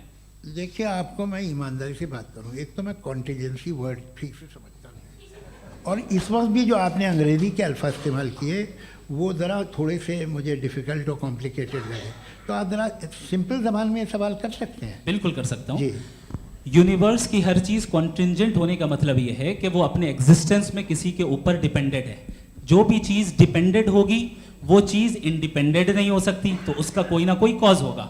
तो अब आप क्या समझते हैं कि ये इन्फिनिट रिग्रेस है, यानी कॉज पर कॉज, कॉज पर कॉज, कॉज पर कॉज, और कभी कोई यानी ये एंडलेसली चलता रहा? क्योंकि अगर ऐसा होगा तो हम तो एग्जिस्टेंस में आते ही नहीं। लॉजिकली ये मुत्तफक अलैह चीज़ है, मुत्तफक अलैह, अग्रीड अपॉन। ओके, इस पे हमने एग्री किया था कि मुश्किल शब्द आएगा तो अर्थ बताना पड़ेगा। तो इन्फिनिट रिग्रेस तो पॉसिबल नहीं है, तो कहीं ना कहीं आपको रुकना पड़ेगा ऐसे नेसेसरी बीइंग पर। नहीं, कोई ज़रूरत नहीं रुकने की। किसने कहा आप रुकना पड़ेगा? आप रुकते हैं खुदा पे, आप नहीं रुकते। आप कहते हैं वो हमेशा से, जब उस वक्त से जब वक्त नहीं था। आप कहाँ रुकते हैं कि अब हुआ था वो? आप नहीं कहते। हम क्यों नहीं मान सकते कि यूनिवर्स जो है और बल्कि मल्टीवर्सेस जो है वो हमेशा से हैं, वो बनती है, बिगड़ती है। एक हमारे यहाँ एक चीज़ है ब्लैक होल, वो समेट लेता है वापस, फिर ब्लास्ट होता है, फिर फैल जाता है, और इसमें हमारी तो खैर कोई औकात ही नहीं है। इंसान की एक छोटे से ज़र्रे पे हम 50-60 साल की उम्र रखते हैं, जो करोड़ों अरबों साल की कायनात है उसमें, और पैदा भी नहायत ही बेहुदा वजह से हुए थे। तो इसमें ये सोचना कि इसकी वजूहात और ये क्यों है, ये डिपेंडेंट है, ये हम देख रहे हैं, क्या मालूम। आप सोचिए कि ये जो फैल रही है कायनात, ये कहाँ फैल रही है, ये कहाँ जा रही है, और ये फैल क्यों रही है? अरे बना ली थी तुमने, रुको भैया, काफ़ी है। ये फैल क्यों रही है? ये और कौन सी कायनात जिसे मैं दूरबीन से देखता हूँ तो 2 बिलियन लाइट ईयर पे है, उससे मेरा कोई वास्ता ही नहीं है। 2 बिलियन ईयर यानी अगर मैं 80,000 माइल्स पर सेकेंड से चलूँ तो 20 करोड़ साल में वहाँ पहुँच जाऊँगा। इसकी ज़रूरत क्या थी? ये दुनिया, ये कायनात तो इंसान अशरफुल मखलूक़ात के लिए बनाई गई ना। तो ये सब ये टर्म समझ में नहीं आया, इसमें कोई ख़ास समझने वाली बात थी भी नहीं। ये जो अल्टीमेट कहा यह जाता है कि ये जो पूरी यूनिवर्स है, ये जो दुनिया है, ये इंसान के लिए बनाई गई। अच्छा, ये सब इंसान के लिए। क्यों साहब, सही है ना? बिल्कुल, लेकिन इसका ये मतलब नहीं कि किसी चीज के पीछे रीजन आपको नहीं पता तो रीजन नहीं है, इसे कहते हैं नहीं, from limited perspective। मुझे नहीं पता, लेकिन मेरी जिम्मेदारी नहीं है। वो बिल्कुल सही कहा था उसने, बर्टन रसल ने। आपने उसे मजाक में टाल दिया कि भाई आप एक दावा कर रहे हैं, मैं क्यों कहूँ कि ये गलत है दावा? आप प्रूफ कीजिए, मेरे पे जिम्मेदारी ही नहीं है, मैंने थोड़ी कहा है। आप प्रूफ कीजिए कि ये सही है। आप आर्ग्यूमेंट ऑफ कंटिजेंसी आप का जवाब कोई ही नहीं दे सवाल रहे हैं। पूछना चाहेंगे? है? आप सवाल पूछना चाहेंगे मुफ्ती साहब से? क्योंकि ये क्रॉस एग्जामिनेशन का दौर है। आप जैसे पहले बोल रहे थे फेथ को लेके कुछ। मैं ये पूछना चाहूँगा कि खुदा ने जो भी रेवलेशन किए हैं, एक मज़हब के नहीं, बहुत से मज़हबों में किए हैं, अलग अलग रेवलेशन है। कहीं कुछ एक बातें हैं, कॉन्ट्रडिक्शन भी है आपस में, कहीं कुछ आप कर सकते हैं, कहीं कुछ नहीं कर सकते। ऐसा नहीं है कि सबकी कोड ऑफ मॉरल एक है। तो ये किस्सा क्या है? अब आप ये देखिए कि मुझे कभी कभी लगता है कि ये जो फुटबॉल फाइनल होता है, लाखों लोग होते हैं, फिर वो टीवी कवर करती, करोड़ों लोग, अगर उसमें खुदा की एक बूमिंग आवाज़ आ जाती, मैं गॉड हूँ, तो सारे लोग अभी सुन लेते और टीवी पे भी सुन लेते, किस्सा ख़त्म होता। ये इतनी राजदारी क्या है कि तुम सामने कुछ तो सबूत दे दो हमें सॉलिड। ये कह साहब ये यूनिवर्स कैसे बनी, इससे मसला क्या हल होगा? मैं पूछूंगा आपसे खुदा कैसे बना? क्यों नहीं पूछूंगा कैसे बना? बल्कि वो तो कायनात से कहीं ज़्यादा इंटेलिजेंट है, कायनात से कहीं ज़्यादा कॉम्प्लेक्स। जी वो हमेशा से है। आप कहेंगे मैं मान लूँगा। अच्छा, दोयम वो कादिर मुतलक, यानी कादिर मुतलक का मतलब ओमनीपोटेंट, वो जो चाहे कर सकता है। आपको नौकरी दिलवा सकता है, आपकी अच्छी जगह शादी करवा सकता है, आपके पड़ोसी का मुकदमा हरवा सकता है, आपको जिता सकता है, सब काम करता है। थोड़ा सा माइक क्लोज जी। वो इस दुनिया को चला कैसे रहा है? ये दुनिया कैसे चल रही है? आपको इस पर हैरत नहीं होती? या क़यामत के बाद कभी एक जस्टिस होगा, जब ये बच्चा मर चुका होगा, जिसकी धज्जियाँ उड़ गई बम से, इसको इंसाफ मिलेगा तब? अच्छा, अब जवाब दूं? हाँ जी जी। मैं इसीलिए आप ही की तरफ। सबसे पहले आपने रेवलेशन और स्क्रिप्चर्स की बात की, इस पे मैं बात कर सकता हूं, लेकिन आज नहीं करूंगा चूंकि वक्त कम है, कभी और इस पे डिस्कस करेंगे। मैं तैयार हूं उस पे भी बात करने के लिए। ये अभी से राउंड 2 की भूमिका तय हो रही है। Does God exist round 2? जी, चूंकि आज गॉड के एग्जिस्टेंस पे बात है तो मैं उसी के रिलेटेड जो है आपके सवालात को एंटरटेन भी करूंगा और मैं भी पूछूंगा।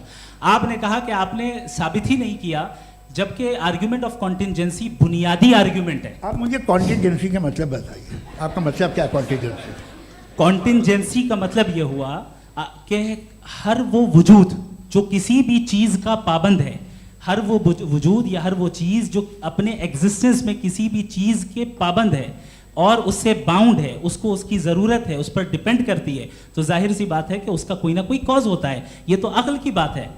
ये आप रीजनिंग की बात करते हैं, मैं वही कर रहा हूं। दूसरी चीज आपने ये बात कही कि इतने बिलियन लाइट ईयर्स दूर है, उसका मेरा क्या लेना देना। फिर मेरे ख्याल से आपको ये नहीं कहना चाहिए I think therefore I am an atheist. आपको सोचना चाहिए, सिर्फ आप एक लिमिटेड दायरे में रहकर नहीं सोचें, बल्कि बाहर निकल कर सोचें।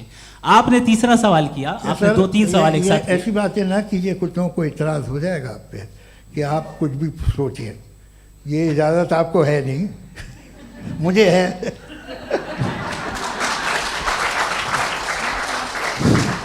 जी, आपने प्रॉब्लम ऑफ इविल के ताल्लुक से सवाल किया और बार बार आप एक लफ्ज रिपीट कर रहे हैं कि ओमनीपोटेंट गॉड है, ऑल पावरफुल गॉड है। यही तो दरअसल समझना है कि गॉड का कॉन्सेप्ट क्या है। प्रॉब्लम ऑफ इविल जो है, प्रॉब्लम ऑफ इविल दर हकीकत दो असम्पशंस पर कायम है।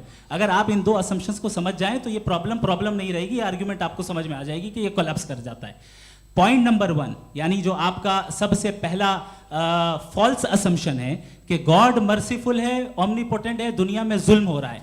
लेकिन आपको ये समझना चाहिए कि हमारे वर्ल्ड व्यू के मुताबिक गॉड सिर्फ ओमनीपोटेंट और सिर्फ मर्सीफुल नहीं है, बल्कि वो ऑल वाइज भी है और वो ऑल नोइंग भी है। उसके हर काम के पीछे हिकमत और विजडम है। ये कोई जरूरी नहीं है कि वो हिकमत और विजडम आपको समझ में आए या मुझे समझ में आए।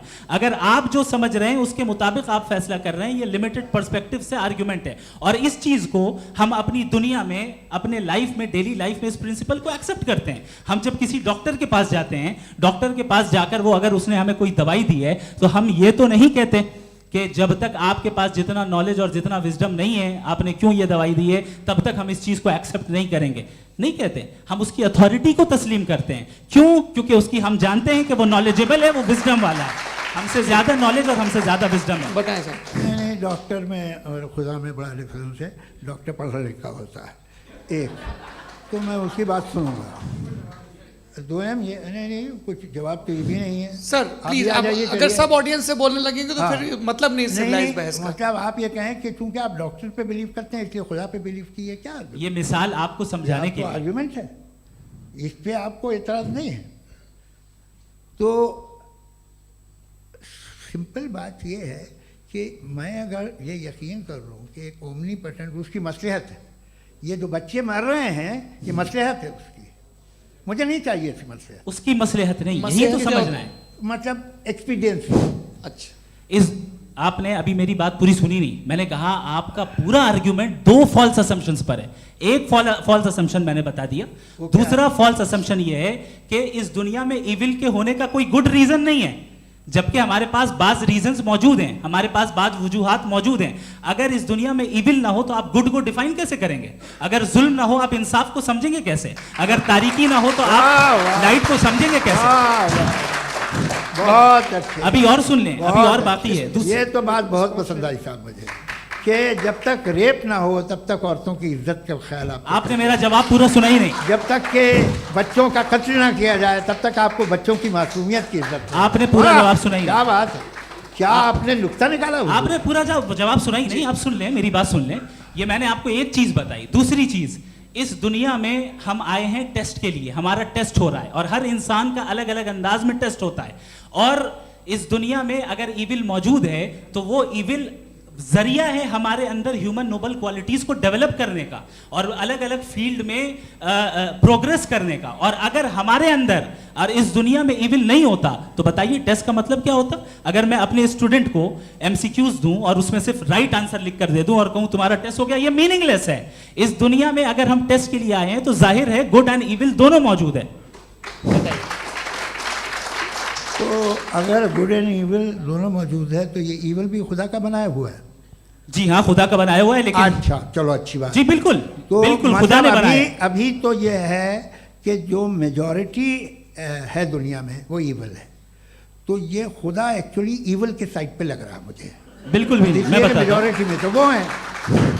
क्या बात कर रहे हैं भाई आप? मैं बहुत कोई भी जो मुंसिफ होगा, चाहे आपका अपना घर हो जिसके आप सबसे बड़े हैं, चाहे आपकी ऑर्गेनाइजेशन हो जो आप चलाते हैं, वहां पर आप इविल रखेंगे साबित करने को कि बाकी लोग शरीफ हैं। मेरी बात सुन क्या लें। ये आर्ग्यूमेंट ही गलत है? अगर कि जब तक के कोई इविल नहीं होगा तब तक के शरीफ आदमी शरीफ नहीं लगेगा। अगर एग्जामिनर गलत ऑप्शन दे रहा है तो एग्जामिनर इविल नहीं हो गया, जो गलत ऑप्शन को सेलेक्ट कर रहा है वो फेल होगा।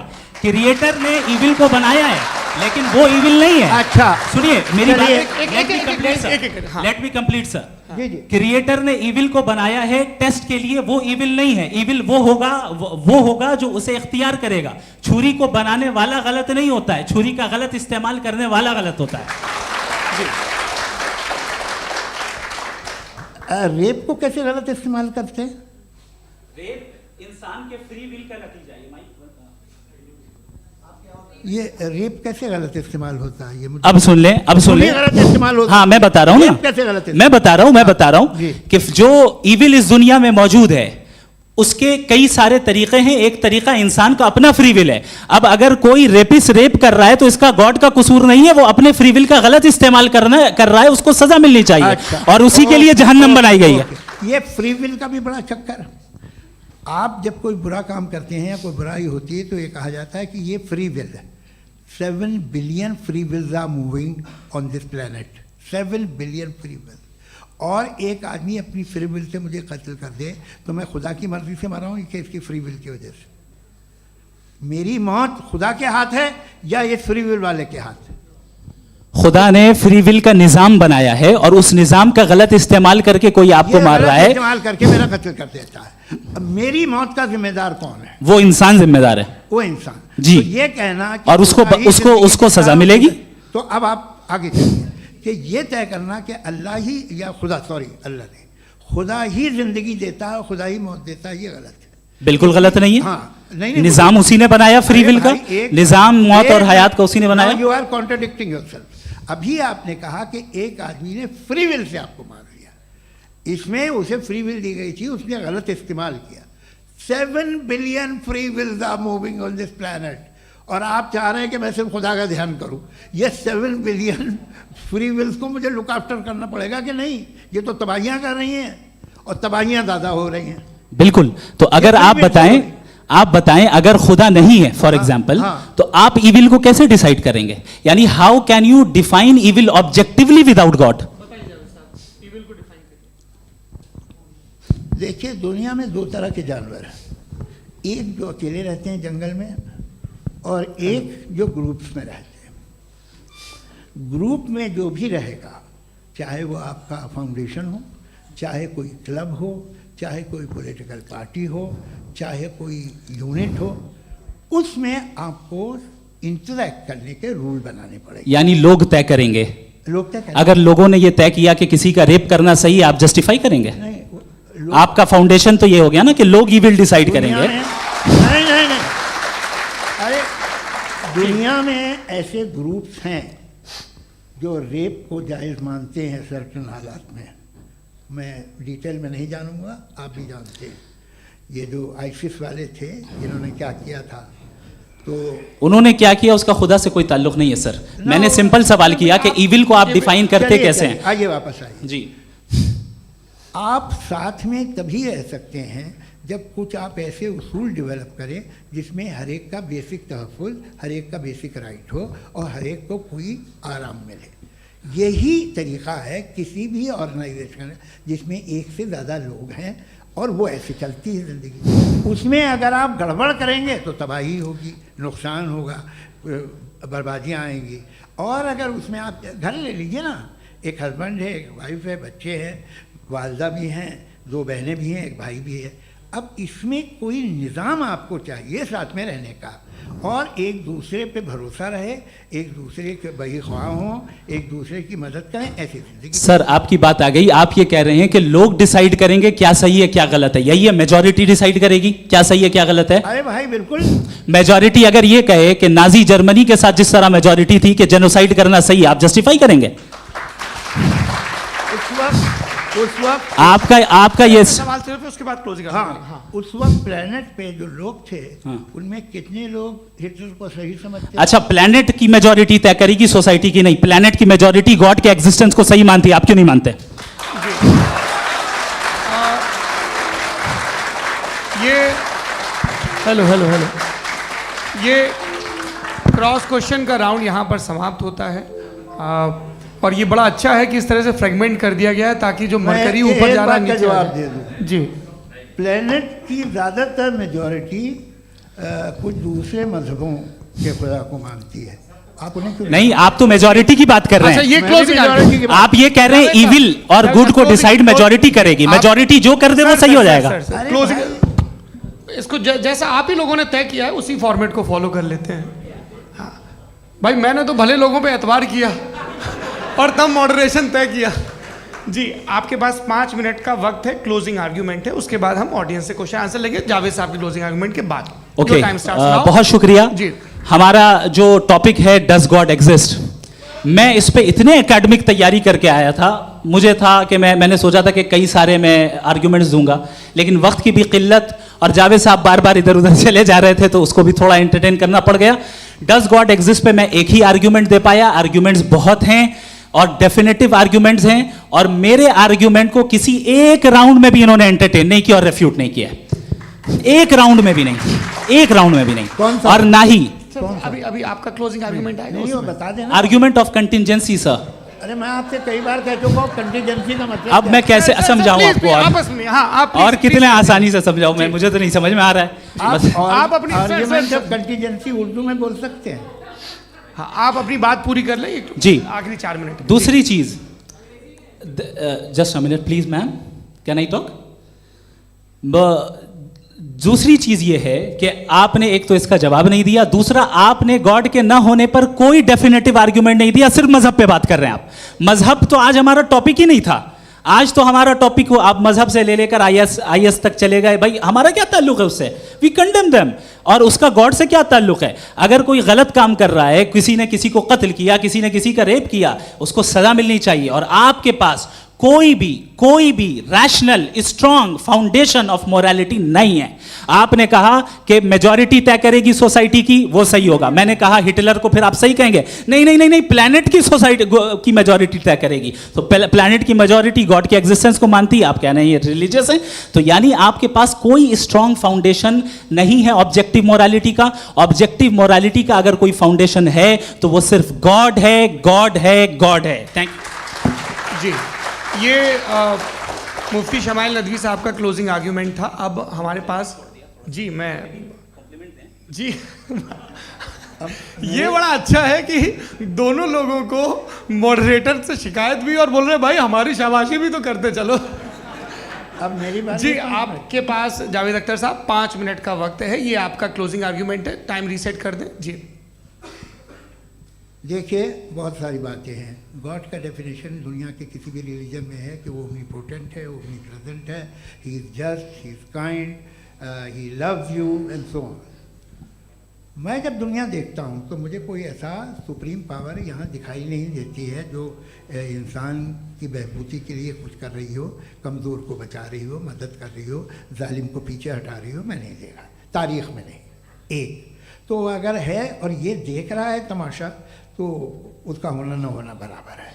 दोयम ये कि ये जो है, जब आप ये कहते हैं कि कायनात जिसकी कंटीजेंसी है, मैं देखिए वो लफ्ज़ इस्तेमाल किया मैं, तो ये कैसे हो सकती है भाई? और फ़ौरन आप सरेंडर कर देते हैं कि जाहिर है कि इसका बनाने वाला तो इससे 10,000 गुना था कॉम्प्लिकेटेड होगा। उस पर आपके होने पे कोई इतराज़ नहीं है। उसे वो टाइमलेस है, वो पहले से था, टाइम तो बहुत बाद में आया। ये सब आप मानने को तैयार है जिसका आपके पास कोई सबूत नहीं, आपके पास कोई रीज़न नहीं है।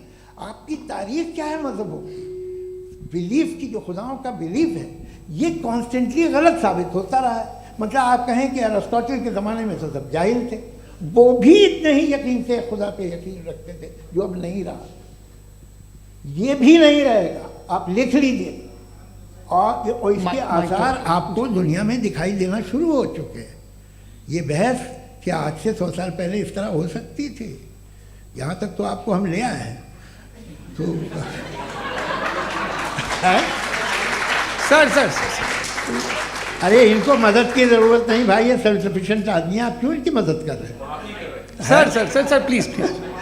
तो ये जो है तमाम बातें अपनी जगह हैं। ये एक पैकेज है। आप अकेले, कोई आदमी ऐसा नहीं जो सिर्फ गॉड को मानता हो, उसके साथ बहुत पैराफर्नेलिया आता है, अलग अलग पैराफर्नेलिया आते हैं। They have always created chaos in the society. मैं तो आपको सीधा ऑफर देता हूँ कि दुनिया में 10 इम्पॉर्टेंट बिलीव्स हैं। आप एक मानते हैं, 9 नहीं मानते, 9 में आप एथीस्ट हैं, 9 को आप बिल्कुल रीजनेबली मेरी तरह देखते हैं। तो 90 मजहबी आदमी भी 90% एथीस्ट है, वो दूसरे खुदा नहीं मानता, एक खुदा मानता है अपना वाला, बाकियों को कहता है गलत है। अगर आप मानना ही बंद कर दें तो आपका 10% चांस है कि आप सही हैं और 90% चांस है कि आप गलत हैं।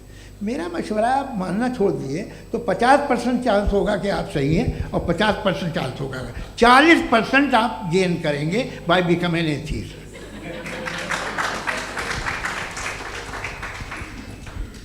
ये एक फरसूदा ख्याल है, ये ख़त्म हो रहा है। हो सकता है मेरी ज़िंदगी में ना हो, लेकिन ये हो जाएगा। जो बातें ये इनको आप मेटाफिज़िकल ये वैसे रिस्पेक्टेबल टर्म दे दिए, ये तो उन लोग के हैं जिन्हें ना फिज़िक्स मालूम थी ना मेटा मालूम था, ये उन्होंने आपको दिए हैं।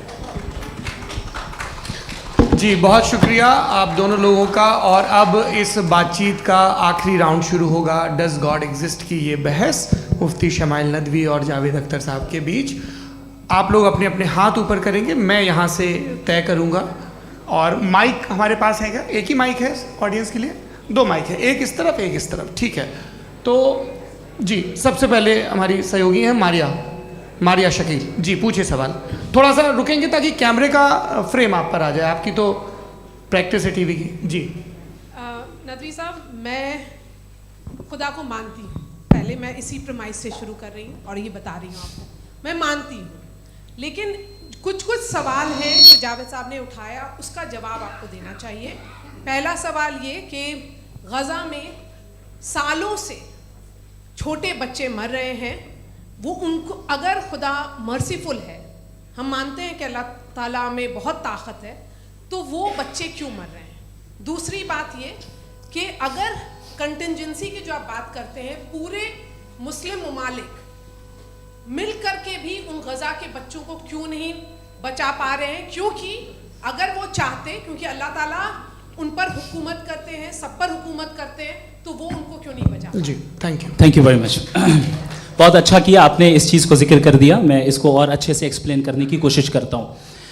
देखें, जहाँ तक आपने कहा कि गज़ा के बच्चों को मारा जा रहा है, देखें 2 वर्ल्ड व्यू है, एक एथीस्टिक वर्ल्ड व्यू, एक थीस्टिक वर्ल्ड व्यू है। बच्चे मर रहे हैं दोनों वर्ल्ड व्यू में, लेकिन हमारा वर्ल्ड व्यू कह रहा है कि रिकॉम्पेंस है, ये कह रहे हैं कि उनका मरना बेकार जाने वाला है, कोई उसका रिकॉम्पेंस नहीं है, चूँकि इनके यहाँ आखिरत और अल्लाह का कोई तसव्वुर या गॉड का कोई तसव्वुर नहीं है। आपने ये सवाल किया कि गॉड मर्सीफुल है, क्यों नहीं रोकता? ये मैंने बताया कि ये मिसकंसेप्शन है लोगों के दरमियान कि गॉड को सिर्फ मर्सीफुल और ओमनीपोटेंट समझते हैं। गॉड के सिर्फ यही 2 एट्रीब्यूट्स नहीं हैं, गॉड के कई सारे एट्रीब्यूट्स हैं, उनमें से अल हकीम भी है, उनमें से ऑल वाइज भी है, ऑल नोइंग भी है। लिहाजा अगर इस दुनिया में किसी को तकलीफ आ रही है और गॉड उसको नहीं रोक रहा है, वो इसलिए नहीं रोक रहा है चूंकि इंसानों को फ्री विल दिया गया है। ठीक इसी तरीके से अगर एक डॉक्टर किसी छोटे बच्चे को इंजेक्शन लगा रहा है, उसे तकलीफ पहुंच रही है, उसके लिमिटेड पर्सपेक्टिव के एतबार से ये गलत हो रहा है और डॉक्टर बुरा है। लेकिन जब आप ब्रॉडर पिक्चर को देखेंगी, आपके और हमारे पास सिर्फ एक पिक्सल है, हमें इतना नजर आ रहा है कि गज़ा में कत्ल हो रहा है, लेकिन इसके पीछे कितना रिकॉम्पेंस उनको मिलने वाला है, पूरा पिक्चर गॉड के पास है। तो एक पिक्सल से आप पूरे पिक्चर को कभी भी जज नहीं कर सकती। आप इसमें कुछ जोड़ना चाहेंगे? आपको कुछ बोलना है इसमें? भैया आपने बहुत अच्छा जस्टिफिकेशन दिया, या आप वो जो वहाँ के प्राइम मिनिस्टर इजराइल के उन्हें भेजिए, वो बहुत खुश होंगे। आप जस्टिफिकेशन दे देना कि अगर गॉड नहीं है तो बच्चे क्यों मर रहे हैं, आप बताएं। वो ये सवाल पूछ रहे हैं कि अगर आप ईश्वर का अस्तित्व नहीं मानते हैं तो उन बच्चों की मौत को आप कैसे इंटरप्रेट करते हैं? भाई ये दुनिया जो है, जो ताकतवर लोग होते हैं वो एक नाइंसाफ़ी करते हैं। तो ये अच्छा काम है आपके नज़दीक, तो नेचर नाइंसाफ़ी पे मबनी है। अरे मेरे भाई, आप नेचर की कहाँ बात कर रहे हैं, तो इंसान की बात। तो फिर जब मैं इंसान की बात कर रहा था, आप नेचर की बात करने लग गए। क्रॉस एग्जामिनेशन नहीं। हाँ, अब आप मुझे बोलने नहीं देंगे तो अलग बात है, आप बोलिए, मुझे कोई जल्दी नहीं। जी नहीं, ये क्रॉस एग्जामिनेशन मुझे बोल तो लेने दीजिए। जी बोलिए। क्या बात ये है कि ह्यूमन सोसाइटी तभी साथ में रह सकती है जब वो मोहब्बत से, एकता से, एक दूसरे के एहतराम करके रहे। इसके अलावा पॉसिबल नहीं है, अकेले तो इंसान रह ही नहीं सकता। वहाँ पर कुछ लोग हैं जो फाउल करते हैं, वो फाउल हमेशा से तारीख में होता आया है। आज ये हो रहा है, जो हो रहा है बहुत बुरा हो रहा है, बहुत जालिमाना है, बहुत जाबराना है। उसको आप कहें कि ये बच्चों को कॉम्पनसेशन मिल जाएगा या इसकी इंजेक्शन है, इंजेक्शन तो हेल्थ के लिए दिया जाता है। आप ये कह रहे हैं कि ये बच्चों की जो धज्जियाँ उड़ रही हैं ये इंजेक्शन है, ये टेस्ट है और उस टेस्ट में उनको ऐसा रिकॉम्पेंस मिलेगा जो आपके तसव्वुर के बाहर है। ये आप 3 बरस के बच्चे को बारूद से उड़ा के टेस्ट ले रहे हैं, वाह। वो नहीं ले रहा है, खुदा नहीं उड़ा रहा है, इजराइल उड़ा रहा है। जी, ये तो उसको कंडेम करें। अगला सवाल लेते हैं प्रोफेसर पुरुषोत्तम अग्रवाल।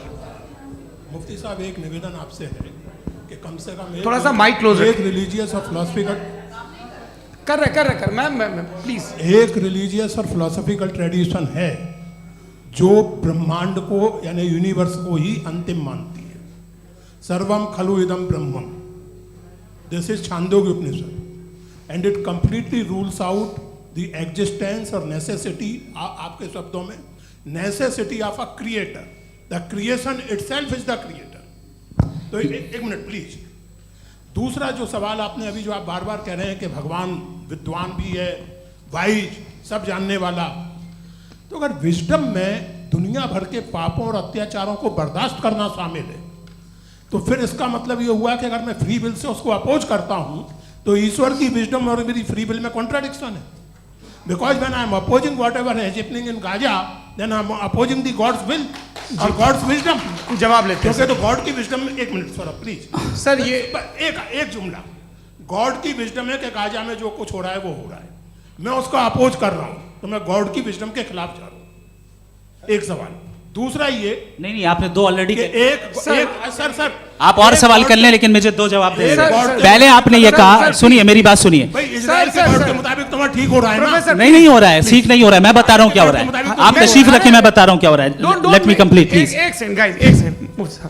ये देखिए, ऐसा है कि ये सब बड़ा आपस में विचार विमर्श के बाद ये तय हुआ था कि कुछ नियम बना लिए जाएं ताकि एक टाइम बाउंड बातचीत चले। और भाई साहब, आप बड़ा ज़रूरी काम कर रहे हैं, लेकिन कैमरे के फ्रेम में आके उस काम को गड़बड़ कर दे रहे हैं। ठीक है गुरु, अब मेरे को कहीं का गुस्सा कहीं निकालना था, सॉरी। नहीं, कोई गुस्सा नहीं है जी। तो प्रोफेसर ने सवाल पूछे, आप उनके जवाब दें, और थोड़ा ये सब लोग थोड़ा ख्याल रखें भाई, सवाल संक्षिप्त रखें जी। आपने दो सवाल किया। सबसे पहला ये कहा कि हमारे पास ये कॉन्सेप्ट है कि ये यूनिवर्स खुद नेसेसरी बीइंग है, creation itself is the creator. How irrational is this कि मैं एग्जिस्ट करूंगा बाद में, लेकिन अभी एग्जिस्ट कर भी रहा हूं, यानी एक ही टाइम में एग्जिस्ट भी कर रहे हैं, नहीं भी कर रहे हैं। This is not true. दूसरी चीज आपने कहा कि अगर इजराइल में, सॉरी माफ कीजिएगा, Israel doesn't exist, occupied Palestine में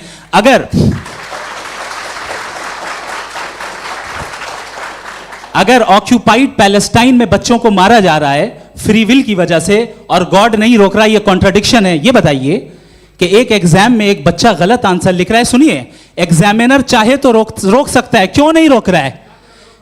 ये कॉन्ट्रडिक्शन है, ये कॉन्ट्रडिक्शन नहीं है। माइक नहीं सर, ये आपस में जी, ये क्या आपका सवाल? माइक दीजिए। फ्री विल दिया गया है टेस्ट के लिए, अकाउंटेबिलिटी के लिए। अगर फ्री विल नहीं होता तो आप कहते हैं हमें रोबोट बना दिया गया। नॉट मिसरिप्रेजेंट माय पोजीशन, आपकी जो भी पोजीशन, मैं अपनी फ्री विल के नाते, अपने ह्यूमन विजडम के नाते गाजा में हो रही अत्याचार का विरोध करता हूं। बिल्कुल करना चाहिए। आपके हिसाब से मैं गॉड की विजडम का विरोध कर रहा हूं? बिल्कुल नहीं, वहां जो हो रहा है गॉड की, बिल्कुल भी नहीं, बिल्कुल भी नहीं। उसका वहां पर गाजा में कत्ल होना ये इंसानों के गलत इस्तेमाल का नतीजा है, फ्री विल के इस्तेमाल का नतीजा है। गॉड इसका हुक्म नहीं देता, उससे रोकता है। यही तो मसला है ना, आपके लिए कॉन्सेप्ट क्लियर? नहीं भाई, आपने तो बताया था इंजेक्शन लगाने से बच्चे को तकलीफ होती है, ये इंजेक्शन लगा। सर आप ऐसे रेटोरिक स्टेटमेंट दे तब तो कोई मसला नहीं, आपने समझते बोला कि रहेंगे। Injection this is a rhetoric statement, this is not a logical argument sir. I am sorry, I am sorry. आखिरी 30 मिनट बड़े मुश्किल होने वाले हैं जी। मुफ्ती साहब आगे बैठे हैं, इनको माइक दीजिए। हाँ, तरुण माइक आप अपने पास रखिए, आपको कैमरे का फ्रेम पता है जी। सबसे पहले दोनों को मुबारकबाद। एक सर अपना आप नाम बता दें। आप अमेरिका में शिकागो में रहते हैं, इतना मुझे याद है। बताया आपको, यासिर नदीम अलवाजदी मेरा नाम है। जावेद सर, आपसे एक क्वेश्चन है इन्फिनिट रिग्रेस के ताल्लुक से। एक हाइपोथेटिकल सिनेरियो है, मसलन अगर आप सर माइक थोड़ा सा प्लीज क्लोज रखिए। ओके जी। अगर आप शायर इसलिए हैं कि आपके कोई उस्ताद शायर थे, और वो इसलिए शायर थे कि उनके कोई उस्ताद शायर थे, और इसी तरीके से हम माजी में पीछे चलते चलते चले जाएं और कहीं ना रुके, तो माफ कीजिएगा आप कभी शायर नहीं हो सकते। लेकिन आप शायर हैं, आपका शायर एग्जिस्ट करता है, इसका मतलब ये है कि आप कहीं ना कहीं रुके हैं। तो मेरा सवाल ये है कि क्या आप इन्फिनिट रिग्रेस ऑफ कॉजेस को लॉजिकल फैलेसी मानते हैं या नहीं मानते? हाँ या ना? मैं इन्हें लॉजिकल फैलेसी नहीं मानता हूँ, लेकिन मेरा प्रॉब्लम यह है कि जब मैं नहीं मानता हूँ तो I will continue with this logic जो फैलेसी नहीं हो।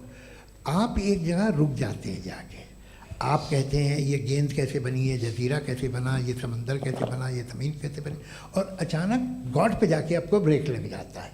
एक बार आप सवाल नहीं करते कि भाई इनको बनाने वाला तो इनसे भी कॉम्प्लिकेटेड होगा, वो कैसे बना, उसके बारे में आपने इत्मीनान कर लिया, वो हमेशा से है। तो अगर आप उसे हमेशा से मानते हैं तो फिर ये मान लीजिए कि कायनात हमेशा से है, क्या तकलीफ फिर हम वजूद में नहीं आते ना। जी है?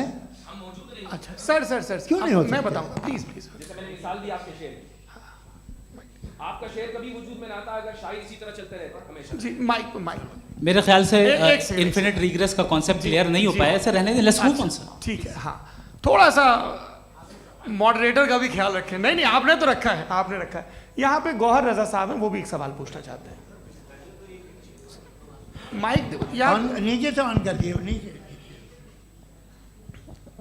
पहले तो ये कह दूं कि मैं उन बच्चों से शर्मिंदा हूं जिनको गज़ा में कत्ल किया गया, क्योंकि हमारे होते हुए कत्ल किया गया। लेकिन उससे ज़्यादा शर्मिंदगी इस बात से हुई कि मुझे लगा कि मुफ्ती साहब उसको जस्टिफाई कर रहे हैं। बिल्कुल भी नहीं, आप बहुत ही गलत मुझे बात लगा कह मैं गलत हो सकता हूं। बिल्कुल गलत मैं है। सवाल पूछ रहा हूं। सवाल मैं देखिए, सवाल अगर पूछ एक- रहा हूं। एक- एक- मैं एक- जावेद भाई गौर से साहब, डिसएग्री गौर करता साहब, हूं। एक सेकंड देखिए, अगर देखिए ऐसा एक सेकंड आप सर वेट अरे आप कुछ मेरे पहले मुझे अपनी बात कह लेने दीजिए। अगर ऑडियंस तय करेगी तो फिर मॉडरेटर का मतलब नहीं। मेरा आप सबसे ये कहना है, ये बहस दो लोगों के बीच में है, एक तरफ मुफ्ती साहब, एक तरफ जावेद साहब। पिछले 1.5 घंटे से ये लोग अपने अपने तर्क रख रहे हैं। आपकी इनसे इत्तेफाकी हो सकती है, ना इत्तेफाकी हो सकती है। मेरे उस्ताद मुझे सिखा गए हैं कि मुखामुखम में असहमति की गुंजाइश बची रहनी चाहिए।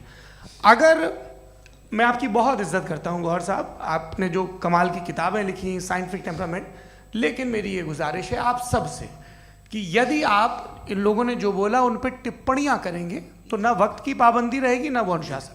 आप सवाल पूछ लें, उस सवाल में जो बात आ जाए वो आ जाए।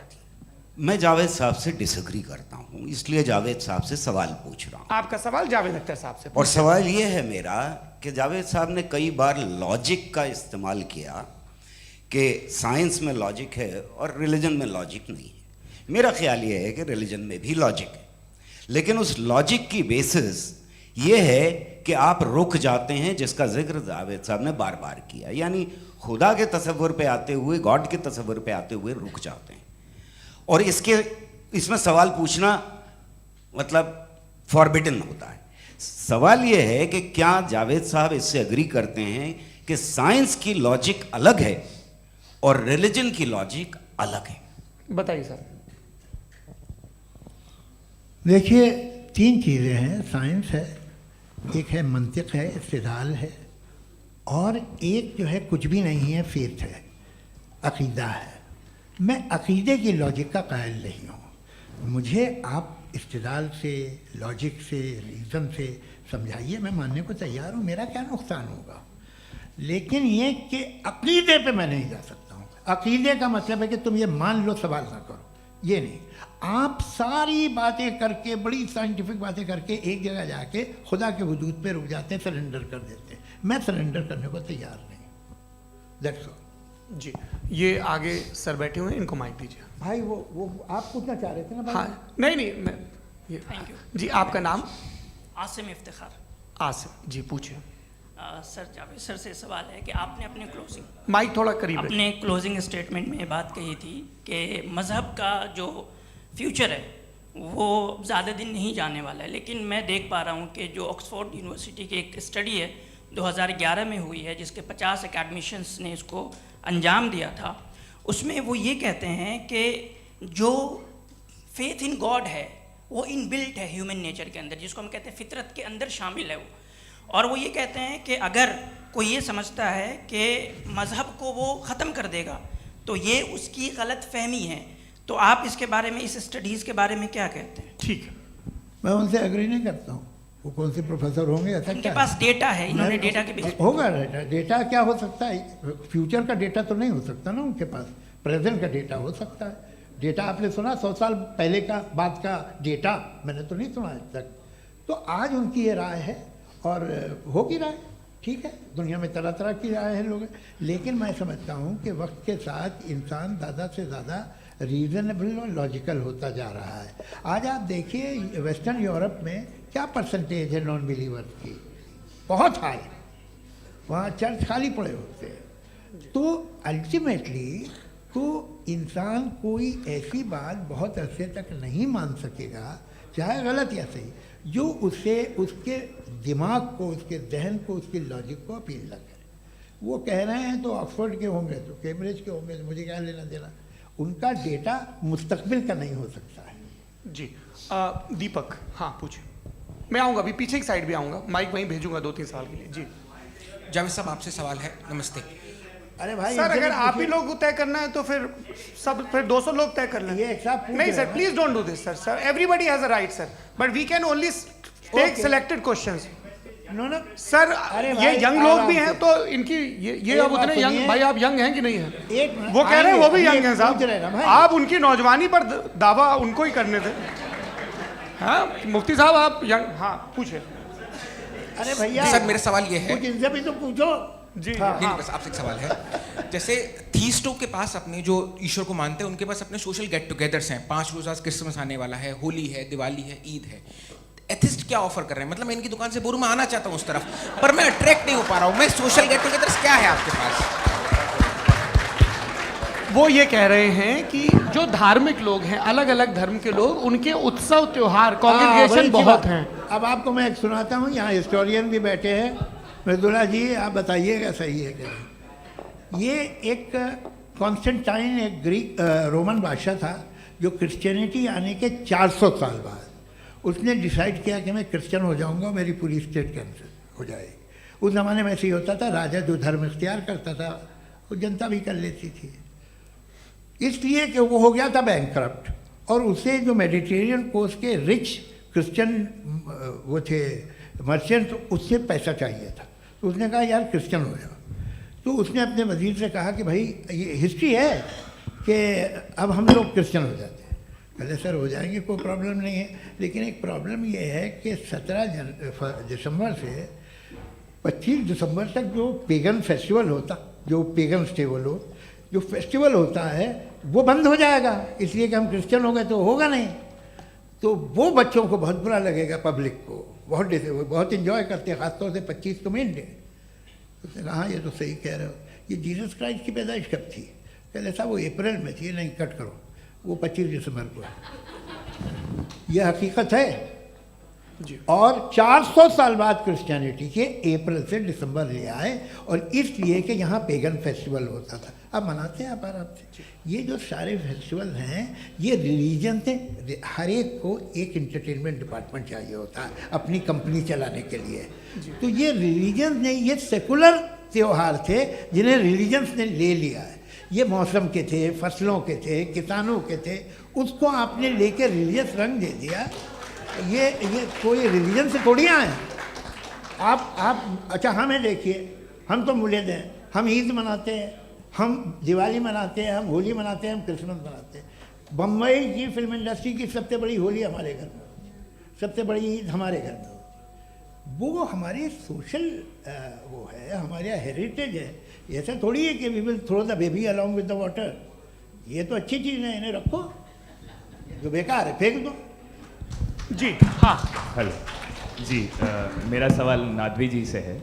जैसा कि आपने बोला कि गॉड टाइम के भी परे हैं, और गॉड इतनी कॉम्प्लेक्स चीज़ है कि उसे ह्यूमन माइंड समझ नहीं सकता, और गॉड ने अर्थ पे फ्री विल भी दे दी है। तो आप अपना वक्त ज़ाया क्यों कर रहे हैं गॉड के बारे में बात करके? अपन को तो बात करनी चाहिए कि सोसाइटी को बेहतर कैसे करें। जी, मैं गॉड वही बताता है सोसाइटी को कैसे बेहतर करे। अभी मैं आपका जवाब देता हूँ। आपने कहा कि टाइम पे वो एग्जिस्ट नहीं करता, मेरा सवाल ये है कि जैसा आपने बोला कि गॉड बहुत ही कॉम्प्लेक्स चीज़ है। मैंने और कहा ही नहीं कि कॉम्प्लेक्स है, तो आपके अल्फाज हैं। कॉम्प्लेक्स का लफ्ज गॉड के लिए सुइटेबल नहीं है। क्यों? क्योंकि कॉम्प्लेक्स वो चीजें होती हैं जो ऑब्जेक्ट हो। God is not an object जिसको आप इंस्ट्रूमेंट के जरिए लेबोरेटरी में जाके टेस्ट करें, oh it's very complex. No, वो कोई कार का इंजन नहीं है। मेरा वो सवाल फिलोसॉफिकली नेसेसरी बीइंग ऐसी बीइंग है जो सिंपल बीइंग है। हाँ, आप उसको मुकम्मल तौर पे उसकी तमाम हिकमतों को जान ले और हर चीज़ को जान ले, ये पॉसिबल नहीं है, क्योंकि वो ऑल वाइज है, आप ऑल वाइज नहीं है, और वो खुदा है, वो आपको सारी चीज़ें बता दे, ये ज़रूरी नहीं। मेरा सवाल ये नहीं था, मेरा सवाल ये था कि जब गॉड इतना परे है इस दुनिया से कि उसने अर्थ पे फ्री विल भी दी है, हम सब ह्यूमंस की फ्री विल है, और जो सोसाइटी में हो रहा है वो अपन लोग डिसाइड करेंगे, तो अपन लोग डिसाइड नहीं करेंगे ना, अपन लोग डिसाइड नहीं करेंगे। गॉड जो है, गॉड ने वो उसकी जात, उसकी एग्जिस्टेंस टाइम एंड स्पेस से परे है, लेकिन वो हमारा टेस्ट ले रहा है और उसी गॉड ने हमें बताया कि तुम्हें क्या करना है क्या नहीं करना है, तो जाहिर है उस गॉड की बात सुनेंगे ना हम। जी, वो पीछे एक चश्मा लगाया जो मैम खड़ी हैं, उनको दीजिए। हाँ, आप जी जी बिल्कुल आएंगे। देखिए मैं कोशिश कर रहा हूँ सब तरफ जाने की। हाँ, उनको दीजिए माइक। जी,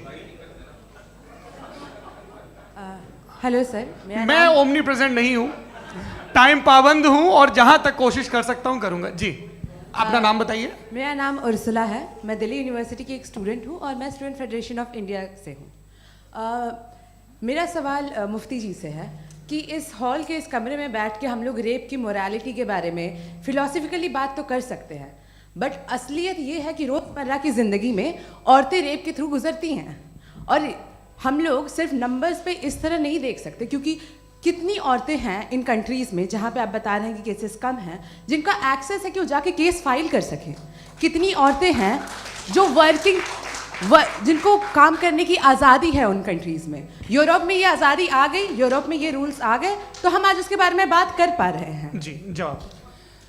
आपने ये कहा कि कमरे में बंद होकर हम लोग इस पर फिलोसफिकली बात कर सकते हैं, लेकिन हकीकत में क्या हो रहा है, वो ग्राउंड लेवल पे क्या हो रहा है, जो बहुत गलत हो रहा है, और वो सफ़र कर रही हैं। आई एग्री, बहुत गलत हो रहा है, और जो गलत हो रहा है उसको हमें रोकना है। और क्यों रोकना है, वो गलत क्यों है, हमारे पास इसका ऑब्जेक्टिव फाउंडेशन है, इनके पास उसका ऑब्जेक्टिव फाउंडेशन नहीं है। मैं ये कहना चाह रहा हूँ कि जहाँ पे भी जुल्म हो रहा है, जहाँ पे भी औरत पे जुल्म हो रहा है, या उसकी इज्जत लूटी जा रही है, या उसे तकलीफ पहुँचाई जा रही है, और सिर्फ औरत नहीं, किसी इंसान के ऊपर भी जुल्म हो रहा है, तो उसके खिलाफ खड़ा होना, ये मॉरलिटी हमारे पास गॉड के पास से आई है। वरना जावेद साहब तो कह रहे हैं कि जो है मेजॉरिटी डिसाइड करेगी, तो मेजॉरिटी तो कभी भी बदल सकती है।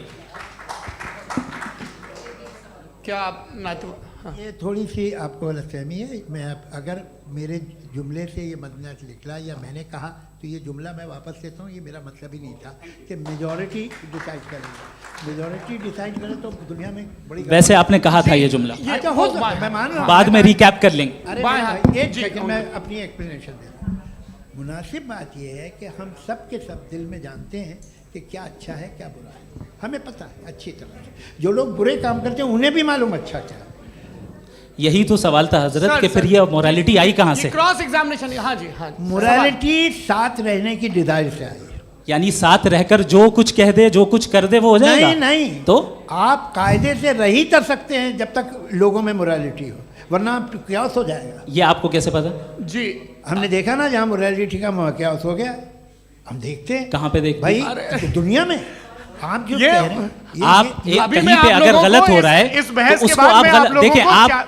आप एपिस्टेमोलॉजी की बात कर रहे हैं, मैं ऑन्टोलॉजी की बात कर रहा हूँ। मैं इस बहस फाउंडेशन के बाद आप दोनों लोगों को चाय पे होस्ट करूंगा, वहां पे क्रॉस एग्जामिनेशन कर लीजिएगा। अभी ऑडियंस का हक मार रहे हैं आप लोग भाई, सर जस्ट लोग हैं आप लोग। और ये भाई ये उधर आएंगे, जी सर आएंगे। अच्छा सर, मेरा नाम लईकुर रहमान है और मैं अलीगढ़ मुस्लिम यूनिवर्सिटी का स्टूडेंट हूँ, और जहाँ तक मुझे पता है कि sir you are also product of Aligarh Muslim University. मैं भी उसी चमन का बुलबुल। हाँ सर, तो बड़ी खुशी हुई मुझे जान करके कि मैं आपसे मिलूंगा। सवाल सर, मेरा सवाल यह है, सर सैयद अलैहिर्रहमा का नज़रिया ये था कि खुदा के वजूद को अक़ल के दायरे में रह कर के तलाश करना, न कि पूरी तौर से उसका इनकार कर देना।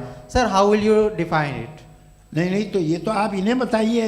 ये सवाल आपसे, खुदा का वजूद साबित कर रहे हैं तो सर आपने इनकार कर रखा है, इस वजह से मेरा क्वेश्चन उन्होंने यही एक सेकंड, सर सैयद ने यही कहा ना कि अक्ल से आप खुदा के वजूद को साबित नहीं कर सकते, यही कहा ना भाई।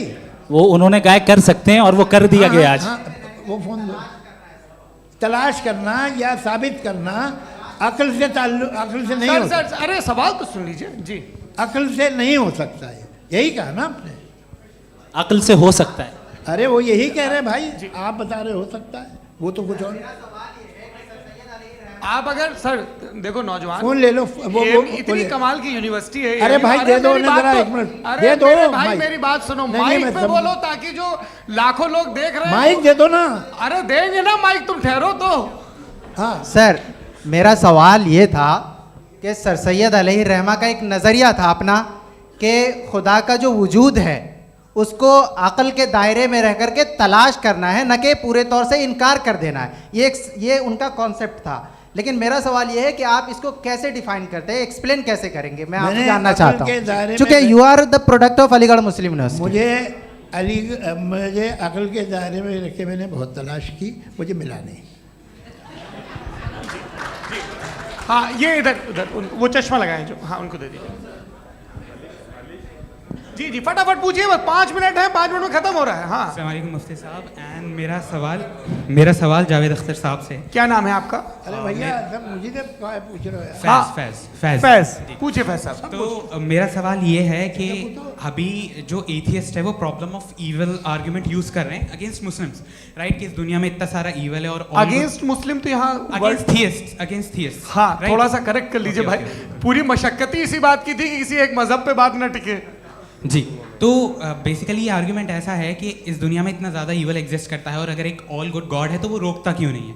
लेकिन इस सवाल में एक हिडन अजम्पशन ये है कि इस दुनिया में ईवल एग्जिस्ट करता है। अब एथियस्ट ये कैसे ऑन्टोलॉजिकली प्रूव कर सकते हैं कि इस दुनिया में ईवल एग्जिस्ट करता है? मैं आपको बताता हूँ, थोड़ा सा समझा। नहीं सर हम लोग इनको सुनने आए। नहीं please don't do that. I want to explain ontologically. नहीं हम समझ गए सर, इनको अब जवाब देने दीजिए। अच्छा सवाल पूछ लो। मैं अभी तक क्या था वो मैं थोड़ा सा ऐड ऑन कर लेता हूँ। तुम गुरु, तो हम जब इसका राउंड 13 करेंगे ना तब तुमको स्टेज पे बिठाएंगे। जी तो हाँ जल्दी से।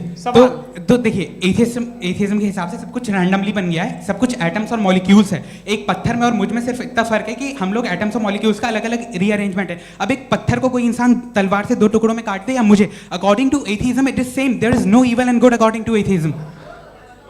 जी अच्छा, फैज साहब का सवाल ये है कि हाँ कोशिश भी करते तो इससे गलत सवाल नहीं कर पाते। एक लाइफ फॉर्म है और लाइफ फॉर्म में फीलिंग्स हैं, मतलब लाइफ फॉर्म सुनता है, देखता है, टेस्ट कर सकता है, फील कर सकता है। तो उसकी ये जो क्वालिटी इस बबल में आ गई हैं वो जानवर में भी है, इंसान में भी है। तो जाहिर है कि उसे कोई तकलीफ पहुंचेगी, तो चूंकि उसके पास वो सेंसिटिविटी है तो मैं करेगा। पत्थर में वो सेंसिटिविटी नहीं है। तो ये क्या सवाल हुआ कि अगर पत्थर को काटा तो पत्थर को तकलीफ नहीं होती, तो आपको काटे तो आपको क्यों तकलीफ हो? बैठ जाइए। जी हाँ अगला सवाल। हाँ पूछे जी जावेद अख्तर साहब। अरे भैया सब आप लोग मुफ्ती साहब को छोड़ रहे हैं, तो मेरे ही पीछे पड़े हैं क्या? चलो बोलो भाई। You asked how God can exist when children die in Gaza. हाँ? You asked how God can exist when children die in Gaza, and you also mentioned the rise of atheism in Europe. But the same events also are leading many atheists and non-believers to turn towards faith. How do you interpret this contradiction, where suffering pushes some away from God, yet brings others closer to belief? देखिए आपको एक बात बताऊं, दुनिया perfect तो कहीं भी नहीं है, हर जगह कुछ खामियां हैं। बेटा 1 मिनट, मैं आप ही को कहेंगे। देखो वो तो कुछ खामियां, कमज़ोरियां, खराबियां सब जगह है। लेकिन अगर देखोगे ईमानदारी से कि दुनिया सबसे ज़्यादा महज़ब कहाँ है, एक आम शहरी को कहाँ हुकूक हासिल हैं, वो बोल सकता है, अपनी मर्ज़ी से काम कर सकता है, अपनी मर्ज़ी से राय दे सकता है, हुकूमत के ख़िलाफ़ बोल सकता है, बरसरे इक़्तिदार लोगों के बारे में बोल सकता है, सरमायादारों के ख़िलाफ़ बोल सकता है। तो आपको ये स्कैंडिनेवियन कंट्रीज़ में मिलेगा, वेस्टर्न यूरोप में मिलेगा। मैं नहीं कह रहा वो परफेक्ट है, बिल्कुल नहीं, वहाँ बहुत ख़राबियाँ भी हैं, परफेक्ट तो कोई। लेकिन जिन जिन मुल्कों में, लैटिन अमेरिका देखो, गल्फ़ देखो, वहाँ पर आपको ये ज़रूर है कि रेप नहीं होते होंगे। रेप की ज़रूरत क्या है भाई? उसको तो ख़रीद लो, घर में रखो, सड़क पर रेप करने की क्या ज़रूरत है? मगर सुनिए, मगर हकीकत ये है कि वहाँ शख्सी आज़ादी राय देने की, बोलने की नहीं है। जी ये एक आखिरी सवाल मुफ्ती साहब से। हाँ मैम, इनको माइक दीजिए। शुक्रिया। मेरा नाम मनीषा है, मैं हरियाणा से आई हूँ। मैं मुफ्ती साहब से एक बात पूछना वाह। चाहती हूँ। आप बार बार जावेद साहब को कॉन्ट्राडिक्ट तो कर रहे हैं कि आपने ये कहा, लेकिन आप भी अजम्पशंस के बेसिस पे बात कर रहे हैं। आपने खुदा के होने का कौन सा प्रूफ पेश किया है, खुदा की एग्जिस्टेंस का?